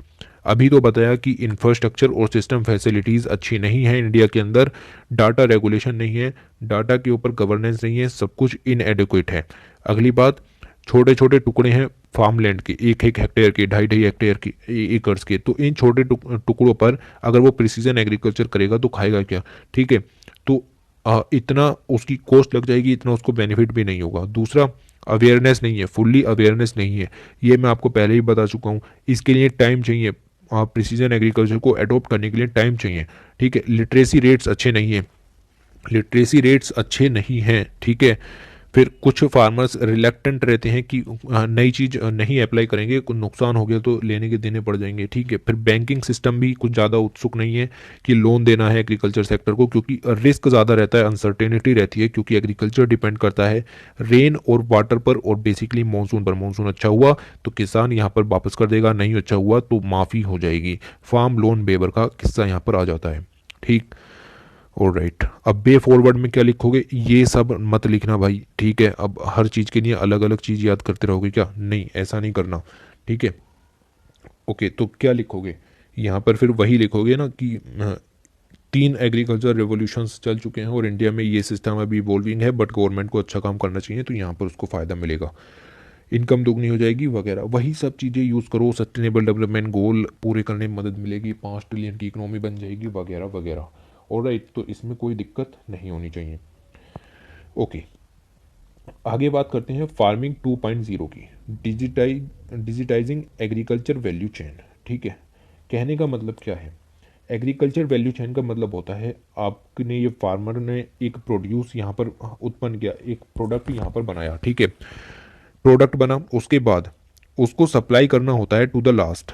लास्ट का मतलब जहाँ पर वो यूज़ हुआ, ठीक है। उसके बीच में काफ़ी सारी चीज़ें आती हैं, उन सब चीज़ों को कम करना है, उन सब चीज़ों को कम करना है। अगर डिजिटल हो जाएगा एग्री वैल्यू चेन, तो ना तो फार्मर डायरेक्ट इनसे डील करेगा, ना इनसे, वो सीधे डिजिटली इनसे डील करेगा। इसको कहते हैं एग्रीकल्चर वैल्यू चेन का डिजिटाइजेशन, इसको कहा जा रहा है फार्मिंग 2.0। और राइट, ये सब नहीं पढ़ना, इंट्रोडक्शन में क्या लिखना है, जो प्रिसीजन एग्रीकल्चर में पढ़ाया था ना, वही आपको यहाँ पर लिखना है इसके बारे में, ठीक है। तो इसके बारे में आपको कुछ भी नहीं लिखना, ये सब आपको पहले ही बता चुके हैं कि प्राइमरी प्रोडक्शन जो है it not only assist the primary production but also extend the support to the food supply chain. तो सिर्फ प्रोडक्शन वाला लिंक यहाँ पर नहीं है, मैंने बताया कि सभी जो शुरू से लेकर के लास्ट तक की चीज़ें यहाँ पर चलती हैं, बीच के जो दलाल होते हैं, मिडिल मैन होते हैं, उनको यहाँ पर कम करने की ज़रूरत है। इसीलिए इसको कहा जा रहा है कि एग्रीकल्चर के क्षेत्र में रिवॉल्यूशन देखने को मिलेगा डिजिटाइजेशन करके एग्रीकल्चर वैल्यू चेन का। ऑलराइट, ओके, ये चीज़ अब आपको यूज़ करनी है, ये वाली, there is a growing focus on the farm to fork movement. तो इस वर्ड को यूज़ कीजिए, फार्म टू फोक मूवमेंट का मतलब आपको समझ में आ जाना चाहिए। सीधे आपने यहाँ पर उगाई, डिजिटल इंडिया के थ्रू या डिजिटल मीन्स के थ्रू आपने सीधे रेस्टोरेंट से, कैफेटेरिया से, या जहाँ पर भी वो प्रोडक्ट लास्ट में जाता उनसे डायरेक्ट डील की। इससे क्या होगा, बीच का जो मिडिल मैन है उसका खर्चा आपका बच जाएगा, फार्मर की इनकम बढ़ेगी। सिंपल सा इशू है, कोई ज़्यादा दिक्कत वाली बात नहीं है। यही बात यहाँ पर भी लिखी हुई है, विदाउट इन्वॉल्विंग एनी मिडिलमैन। तो कोई भी मिडिलमैन यहाँ पर इन्वॉल्व नहीं होगा। ऑलराइट, तो ये चीज़ें यहाँ पर हैं और चलती थी, चलनी चाहिए, ठीक है। तो मिडिलमैन का किस्सा यहाँ पर ख़त्म समझो। ओके, फिर यहाँ पर कुछ फेसबुक ग्रुप्स भी चले हुए हैं, जैसे लव लोकल बाई लोकल, तो सोशल मीडिया के थ्रू इन सब चीज़ों में यहाँ पर मदद मिलती है। ओके, इस तरह की चीज़ें यहाँ पर हैं। तो उस सब के लिए अब डिजिटाइजेशन करना है, वो ऐसा तो है नहीं कि कुछ है ही नहीं और फिर भी डायरेक्ट एंड से डील कर लेगा बीच के मिडिल मैन को ख़त्म करके, ऐसा नहीं हो सकता ना। उसके लिए क्या होगा, उसके लिए पहले ये देखो कि इंटरनेट का मोबाइल का पेनिट्रेशन क्या है इंडिया के अंदर। मैंने आपको शुरू में ही बताया कि 2019 में 71 करोड़ लोगों के पास मोबाइल था। मार्च 2020 तक 74 करोड़ के पास मोबाइल फ़ोन यूज़ होने का यहाँ पर अंदाजा है और 2022 के लास्ट तक 83 करोड़ लोगों के पास मोबाइल फ़ोन होंगे। तो ये पॉपुलेशन बढ़ेगी, उसके साथ साथ यहाँ पर ये चीज़ें भी बढ़ेंगी, मोबाइल पेनिट्रेशन भी बढ़ेगा। ये डाटा आपको सिर्फ इतना ही याद रखना है, 3 डाटा याद रखना है, 71, 74, 83, बस 71, 74, 83, 71, 74, 83, ठीक है। ये डाटा आपको याद रखना है, इतना मोबाइल पेनिट्रेशन इंडिया के अंदर है। ओके, ऑलराइट, ये चीज़ें आपको यहाँ पर नहीं देखनी। उसके बाद सीधे आ जाते हैं यहाँ पर early initiative of the under the e governance. E governance के लिए सरकार ने क्या किया, देखो ये सब चीज़ें मैं पहले भी पढ़ा चुका हूँ कि 2006 में हम लोग लेकर के आए थे national e governance plan. But यहाँ पर अगर आप एक दो चीज़ और देख लें, NICET that is national informatic centres launch किए गए 1987 में। नेशनल इंफॉर्मेटिक सेंटर्स, हालांकि ई गवर्नमेंट का जो मेन फोकस था वो ये नहीं था। ई गवर्नेंस का जो पहला स्टेप लिया गया वो 2006 में लिया गया, बट ये चीज़ें भी उससे पहले चल रही थी। सैटेलाइट बेस्ड कंप्यूटर नेटवर्क है ये, ठीक है। हालांकि गवर्नमेंट यूज़ कर रही थी, हमने सभी के लिए नहीं खोला था, पर ये चीज़ें तो यहाँ पर चल रही थी। उसके बाद लैंड रिकॉर्ड्स का जो डिजिटाइजेशन है वो मुद्दा भी काफ़ी ज़्यादा यहाँ पर है। Record of rights on demand, देखिए लैंड रिकॉर्ड्स का डिजिटाइजेशन करने से फ़ायदा क्या है, फ़ायदा ये है कि कभी भी कोई भी दिक्कत हुई, किसी की भी लैंड से रिलेटेड कोई भी समस्या हुई, तो इस जो लैंड रिकॉर्ड का डाटा है वहाँ पर जा कर के वो सब समस्याएं हल की जा सकती हैं। ओके, और राइट, अभी तक सिर्फ 2 ही ऐसे स्टेट हैं, कर्नाटक और उड़ीसा, जिन्होंने 100% कंप्यूटराइजेशन कर लिया है लैंड रिकॉर्ड्स का। उनके यहाँ पर कोई ज़मीन ऐसी नहीं बची जो किसी की ना हो, ठीक है। उन्होंने सभी का लैंड रिकॉर्ड का कंप्यूटराइजेशन कर दिया। इस तरीके की छोटी छोटी स्कीम्स चली हुई हैं, जैसे ज्ञान दूतांत लोकवानिन, ठीक है, उत्तर प्रदेश सरकार की है। फ्रेंड्स स्कीम है केरल की, ई मित्र स्कीम है राजस्थान की, ई सेवा स्कीम है। ये छोटी स्कीम्स आपको नहीं पढ़नी, ठीक है। तो ये चीज़ें यहाँ पर हैं। गवर्नमेंट के पास्ट एक्सपीरियंसेस हमें यहाँ पर नहीं जानने की क्या थे। बेसिकली उनके पास्ट एक्सपीरियंसेस यही थे कि उन्होंने किसान कॉल सेंटर्स स्टार्ट किए थे। किसान कॉल सेंटर्स पर लोग अपनी समस्याएं बताते थे, अपने क्वेश्चन पूछते थे, क्वेरीज पूछते थे, ठीक है। उनको वहाँ पर जवाब दिए जाते थे। तो उन सब के जरिए उन सब के जरिए सरकार को यहाँ पर पता लगा कि बहुत ज़्यादा ज़रूरत है डिजिटल फार्मिंग की, क्योंकि लोगों को बहुत कुछ पता लगने की अभी ज़रूरत है, किसानों को बहुत कुछ पता लगने की अभी ज़रूरत है, ठीक है। तो उसी के चलते यहाँ पर ये चीज़ें लॉन्च की गई। आगे चलते हैं, आगे चलें तो सीधे यहाँ पर आइए। अब इस आर्टिकल के अंदर कुछ ज़्यादा बचा नहीं है, ठीक। आपको क्या पढ़ना है वो देखिए। 15 नवंबर 2020 को प्रधानमंत्री किसान योजना, जिसमें कि आपको पता है कि 6,000 रुपये पर ईयर बांटने होते हैं 3 इंस्टॉलमेंट में, ठीक है। तो वो उसकी 3rd इंस्टॉलमेंट यहाँ पर दी गई थी, ठीक है। तो उसको यहाँ पर इन्होंने छापा। ये सब डाटा पढ़ने की ज़रूरत नहीं है, पीएम किसान के बारे में आपको पता होना चाहिए। फिर एक स्कीम होती है आपकी सॉइल हेल्थ कार्ड स्कीम, जिसके अंदर 12 मैक्रो एंड माइक्रो न्यूट्रिएंट्स का यहाँ पर डाटा दिया जाता है। 2015 में शुरू की गई थी। इसका भी डाटा जानने की आपको कोई ज़रूरत नहीं है, ठीक है। और राइट, उसके बाद ये मैं आपको क्या बता रहा हूँ, ये मैं बता रहा हूँ कि गवर्नमेंट ने किया क्या है, रिसेंट इनिशिएटिव क्या है एग्रीकल्चर का डिजिटाइजेशन करने के लिए। तो 2 जाने पीएम किसान योजना स्कीम, उसके अंदर 6,000 रुपये दिए जाएंगे। सोइल हेल्थ कार्ड स्कीम है, ऑनलाइन आपका डाटा जनरेट हो जाएगा कि कौन कौन से न्यूट्रिएंट की ज़रूरत है। फिर ई नाम पोर्टल और द APMC मंडीज़, जिसका कि इशू अभी गरमाया हुआ है। ई नाम मंडीज़ के जरिए 28 स्टेट और 3 यूटीज़ को जोड़ दिया गया है, ठीक है। फिर एक ऐप चल रहा है कि agri market app, mobile application है, इसके जरिए आपको चीज़ें पता लगेंगी, ठीक। फिर एक एग्रो पैड है, आर्टिफिशियल इंटेलिजेंस युक्त टेक्नोलॉजी है ये यहाँ पर, और IBM के थ्रू बनाया गया है एग्रोपैड 10। इसके जरिए एक बिजनेस कार्ड के रूप में यहाँ पर वर्क करेगा। उसके बाद कॉफ़ी कनेक्ट शुरू किया है कॉफ़ी बोर्ड के द्वारा। ठीक है, ये एक मोबाइल ऐप है, छोटे छोटे से मोबाइल ऐप है, इनको याद रखना है तो रखो वरना भूल जाओ। ठीक है, और right, okay. Coffee blockchain initiative, या ये इनिशिएटिव भी यहाँ पर लॉन्च किया जा चुका है, कॉफ़ी ब्लॉकचेन इनिशिएटिव। ठीक, तो ये आपको याद रखना है। फिर मैंने आपको अभी बताया कि स्वामित्व स्कीम लॉन्च की जा चुकी है। ड्रोन यहाँ पर रेगुलेट करेंगे आपकी ज़मीन को। डिजिटल मैप बनाया जाएगा of every property falling under the area of a village. ठीक है, तो ड्रोन उन सबका एरिया यहाँ पर कवर करेंगे, किसकी कितनी ज़मीन थी, कुछ झगड़ा बगड़ा हो गया तो लैंड रिकॉर्ड्स वहाँ पर कायम रहेंगे। स्वामित्व स्कीम के बारे में आपको पता होना चाहिए। स्वामित्व स्कीम रिलेट करती है drone surveillance and a digital map of every property falling within the geographical limit of a village and demark the boundaries of every revenue area। ठीक है, ऑल राइट। उसके बाद एक ऑर्गेनाइजेशन है डिजिटल ग्रीन, इन्होंने भी इंडियन फार्मर्स को यहाँ पर व्हाट्सअप चैट शुरू की हुई है। देखिए बेसिकली चल क्या रहा है कि एनजीओज हैं, व्हाट्सएप ग्रुप्स हैं, मोबाइल एप्लीकेशंस हैं, स्मॉल वेब पोर्टल्स हैं, ठीक है, और स्मॉल स्टार्टअप्स हैं, ये सब मदद कर रहे हैं फार्मर्स की इन सब छोटी छोटी सुविधाओं को प्रदान करने में। तो वो चीज़ें आपको यहाँ पर ऐसे ही याद रखनी है, उनके नाम याद मत रखिए। ठीक है, जैसे प्लेंटिक्स है, 11 है, इस तरह के धरानी पोर्टल है, ये सब चीज़ें यहाँ पर चल रही हैं। कुछ नाम याद रखने की ज़रूरत भी नहीं है, बट हाँ कुछ लिखने के लिए आपके पास होना चाहिए। ठीक, ऑलराइट। चैलेंजेस पढ़ाऊँ क्या दोबारा से? देखो मुझे तो लगता नहीं कोई ज़रूरत है, पॉलिसी नहीं है इंडिया के अंदर, स्किल नहीं है, ठीक है, लिटरेसी नहीं है, और बैंक यहाँ पर लोन नहीं देना चाह रहे, टाइम नहीं है फार्मर्स के पास, कुछ नया नहीं करना चाह रहे फार्मर, इनसफिशिएंट कनेक्टिविटी है, ठीक है, मोबाइल फ़ोन का पेनिट्रेशन भी अभी काफ़ी ज़्यादा नहीं है, ठीक है, ई टेक्नोलॉजी पुअर है। ओके, तो ये छोटी छोटी सी चीज़ें यहाँ पर हैं। ये कुछ यहाँ पर देख सकते हो स्टार्टअप दिए हैं, कोई भी ज़रूरत नहीं है, बट एग्रीकल्चर के क्षेत्र में कुछ स्टार्टअप्स आपकी नज़र में रहने चाहिए। बे फॉरवर्ड फिर से नहीं पढ़ाऊंगा भाई, ठीक है, बे फॉरवर्ड यहाँ पर आपको पढ़ने की ज़रूरत नहीं है, जो प्रिसीजन एग्रीकल्चर में बताए थे वही यहाँ पर लिखिए। ठीक जी, अब आ जाते हैं आगे। Public private partnership for digitisation in rural India. तो पिछले 3 article digitisation of rural India के ऊपर ही पढ़े हैं। ये आर्टिकल सिर्फ ओवरव्यू के लिए रखते हैं और ऐसे ही देखते हुए चलेंगे। डिजिटाइजेशन इन रूरल इंडिया के ऊपर बेसिकली हमें टेक्नोलॉजी कौन से प्रोवाइड करनी है, internet of things, artificial intelligence, blockchain technology, immerse reality, in 3-4 technologies का नाम लिख करके यहाँ आर्टिकल शुरू किया गया है। और ये भी लिख दो कि 70% लोगों के पास इंटरनेट है, 71, 74, 83, ठीक है, याद रखो इस चीज़ को।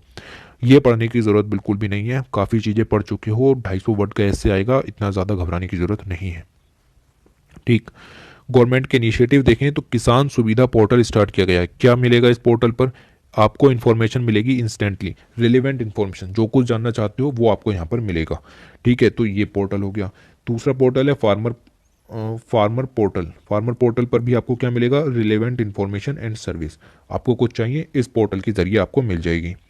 तीसरा अगर मैं बात करूँ, एम किसान एसएमएस पोर्टल है। आपको कुछ भी जानना है एसएमएस कीजिए, उधर से जवाब आ जाएगा, आपका काम हो जाएगा।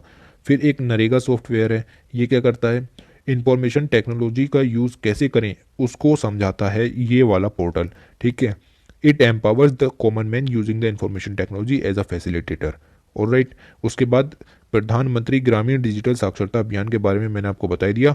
6 करोड़ रूरल यूथ को यहाँ पर स्किल सिखानी है डिजिटल इंडिया के लिए। ओके, प्रधानमंत्री जनधन योजना के अंदर आपको पता है फाइनेंशियल इंक्लूजन करना है। रूरल इंडिया तक उनको कम से कम बेसिक अकाउंट के बारे में तो बताना है। जनधन योजना के बारे में आपको पता ही होगा, बैंक अकाउंट खोलने हैं वगैरह वगैरह। ठीक है, उसके बाद भीम इंटरफेस यहाँ पर लॉन्च किया गया। एक खाते से दूसरे खाते में बिना किसी इंटरऑपरेबिलिटी के यहाँ पर इशू सोल्व किया जा सकता है, तो भीम यूपीआई इंटरफेस यहाँ पर लॉन्च किया गया। क्रॉप इंश्योरेंस के लिए ई पंचायत के बारे में भी हम पहले पढ़ चुके हैं। ई नाम मंडीज के बारे में भी मैं पहले बता चुका हूँ। यहाँ पर 28 स्टेट्स अब तक कनेक्ट हो चुके हैं इनके थ्रू। तो अभी जो ये इशू चल रहा है सब इसी से रिलेट कर सकते हो आप। पूसा कृषि, ये क्या है? The app help the farmers to find easy solutions to problem in their farm field. उनके फार्म फील्ड में अगर कोई भी प्रॉब्लम आ रही है तो इस प्लेटफॉर्म के ज़रिए आप यहाँ से ऐप के ज़रिए मदद ले सकते हो। सोइल हेल्थ कार्ड के बारे में बताया, 12 न्यूट्रिएंट्स हैं, आपको पता है 2015 में स्टार्ट की गई थी, ठीक है। तो सॉइल हेल्थ कार्ड स्कीम, इन सब स्कीम्स के बारे में अगर आपके पास नोट्स हैं इकोनॉमी के, तो वहाँ से जाकर के ओवरव्यू लीजिए, ठीक है। दीनदयाल उपाध्याय ग्राम ज्योति योजना भी शुरू की गई है। ओके, फ्लैगशिप प्रोग्राम है पावर मिनिस्ट्री के अंदर, दीनदयाल उपाध्याय ग्राम ज्योति योजना प्रोवाइड करेगा continuous power supply to the entire rural India, ताकि पावर ना जाए और इरिगेशन करने का जो टाइम है वो यहाँ पर मिस ना हो, ठीक है। गर्व ऐप लॉन्च किया गया है, ग्रामीण विद्युतालय मोबाइल ऐप, ठीक है। तो ये छोटे छोटे कुछ मोबाइल ऐप यहाँ पर लॉन्च किए गए हैं, ठीक। और रेट, तो आपको ये भी पता है कि बेनिफिट्स क्या हैं डिजिटाइजेशन के, यहाँ पर इन सबको नहीं पढ़ेंगे। बेनिफिट पता है डिजिटाइजेशन के, जो अभी पीछे पढ़ा है इतने सारे, वो सभी बेनिफिट्स आपको यहाँ पर लिखने हैं। भाई स्किल प्रोवाइड करोगे तो लोग ज़्यादा से ज़्यादा ई लर्निंग सीख पाएंगे, ठीक है। और मैनुअल वर्क यहाँ पर कम किया जा सकता है, मैनुअल वर्क को कम किया जा सकता है। एजुकेशन का डिजिटाइजेशन कर दो तो भी सही रहेगा, ठीक है। इससे फ्लो ज़्यादा अच्छा रहेगा। To ensure safety and security, security और सेफ्टी को इंश्योर किया जा सकता है। एग्रीकल्चर का डिजिटाइजेशन किया जा सकता है, मोबाइल ऐप लॉन्च हो रहे हैं, एनजीओज की मदद दी जा सकती है, ट्रांसपोर्टेशन की सुविधा बढ़ाई जा सकती है। जो पेरिशेबल गुड हैं, किसान रेल चलाई गई, किसान उड़ान स्कीम चलाई गई, ठीक है। तो वो सभी स्कीम्स यहाँ पर आप डाल सकते हो, ठीक है। वैल्यूएबल प्लेटफॉर्म्स जैसे कि किसान रथ यहाँ पर चलाए गए थे, उस तरह की चीज़ें यहाँ पर आप लिख सकते हो। पब्लिक प्राइवेट पार्टनरशिप जो है वो यहाँ पर काफ़ी अच्छा रोल यहाँ पर प्ले कर सकती है। पब्लिक प्राइवेट पार्टनरशिप का मतलब यही हो जाता है कि पब्लिक और प्राइवेट सेक्टर दोनों मिलकर के किसानों की मदद करें, तब जाकर के कुछ हो जाएगा, ठीक है। डिजिटाइजेशन तभी हो पाएगा, हंगर माल न्यूट्रिशन भी ख़त्म करना है, सस्टेनेबल डेवलपमेंट गोल भी पूरे करने हैं, उस सब के लिए प्रोटीन रिच क्रॉप्स अपनानी पड़ेंगी, एग्रीकल्चर प्रोसेसिंग इंडस्ट्रीज़ को बढ़ाना पड़ेगा, कोल्ड चेन का जो है एफिशिएंट डेवलपमेंट यहाँ पर करना पड़ेगा। तो ये सब ऐसा नहीं है कि गवर्नमेंट खुद ही कर सकती है, प्राइवेट सेक्टर की हेल्प यहाँ पर लेनी पड़ेगी। पीपीपी मॉडल्स के ज़रिए यहाँ पर काम करना पड़ेगा। ओके, और राइट, ये सब हम पहले भी पढ़ चुके हैं, भीम जनधन और जीरो बैलेंस अकाउंट। अब बार बार इन चीज़ों को रिवाइज मत करवाओ, और खुद भी अगर वीडियो दोबारा से देख लोगे तो भी काम हो जाएगा, ठीक है। और राइट, इसके बाद ओके,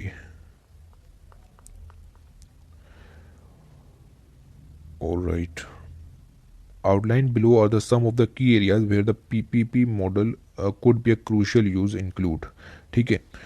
तो ऐसे कुछ एरियाज नीचे दिए गए हैं जहाँ पीपीपी मॉडल काम आ सकता है, जैसे providing cutting edge tools. Tools जैसे कि सबसे अच्छा टूल्स तो यही है कि आप जो स्टबल बर्निंग का कॉन्सेप्ट है, ठीक है, अगर आप उसको यहाँ पर सोल्व कर सको तो ज़्यादा अच्छा है। हैप्पी सीडर मशीन प्रोवाइड करा सको तो 3-4 बेनिफिट यहाँ डायरेक्ट हैं, ठीक है। एनवायरमेंटल बेनिफिट कितना ज़्यादा बड़ा है, और भी चीज़ें हैं, जैसे नॉलेज प्रोवाइड करा सकते हो कि क्रॉप रोटेशन का यूज़ करो, वेदर पैटर्न जो है वो देख करके यूज़ करो, फर्टिलाइजर्स का अच्छे से इस्तेमाल, हाई यील्ड कैसे जो है वो आप यहाँ पर ले सकते हो, ठीक है। उसके बाद पेस्ट का मैनेजमेंट कैसे किया जाए, वेस्ट वाटर का यूटिलाइजेशन किया जाए, मतलब जिस क्षेत्र में किसान को तकलीफ होती है वहाँ आप उसकी मदद कर सकते हो, ठीक है।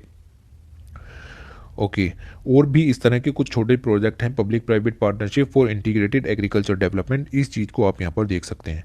Helping the food processing industry, food processing industry के ऊपर पूरी कुरुक्षेत्र मैगजीन आई थी 2019 दिसंबर वाली, ठीक है। वो बहुत ही अच्छी मैगजीन थी फूड प्रोसेसिंग के ऊपर। खैर वो सब चीज़ें यहाँ नहीं डिस्कस करते हैं।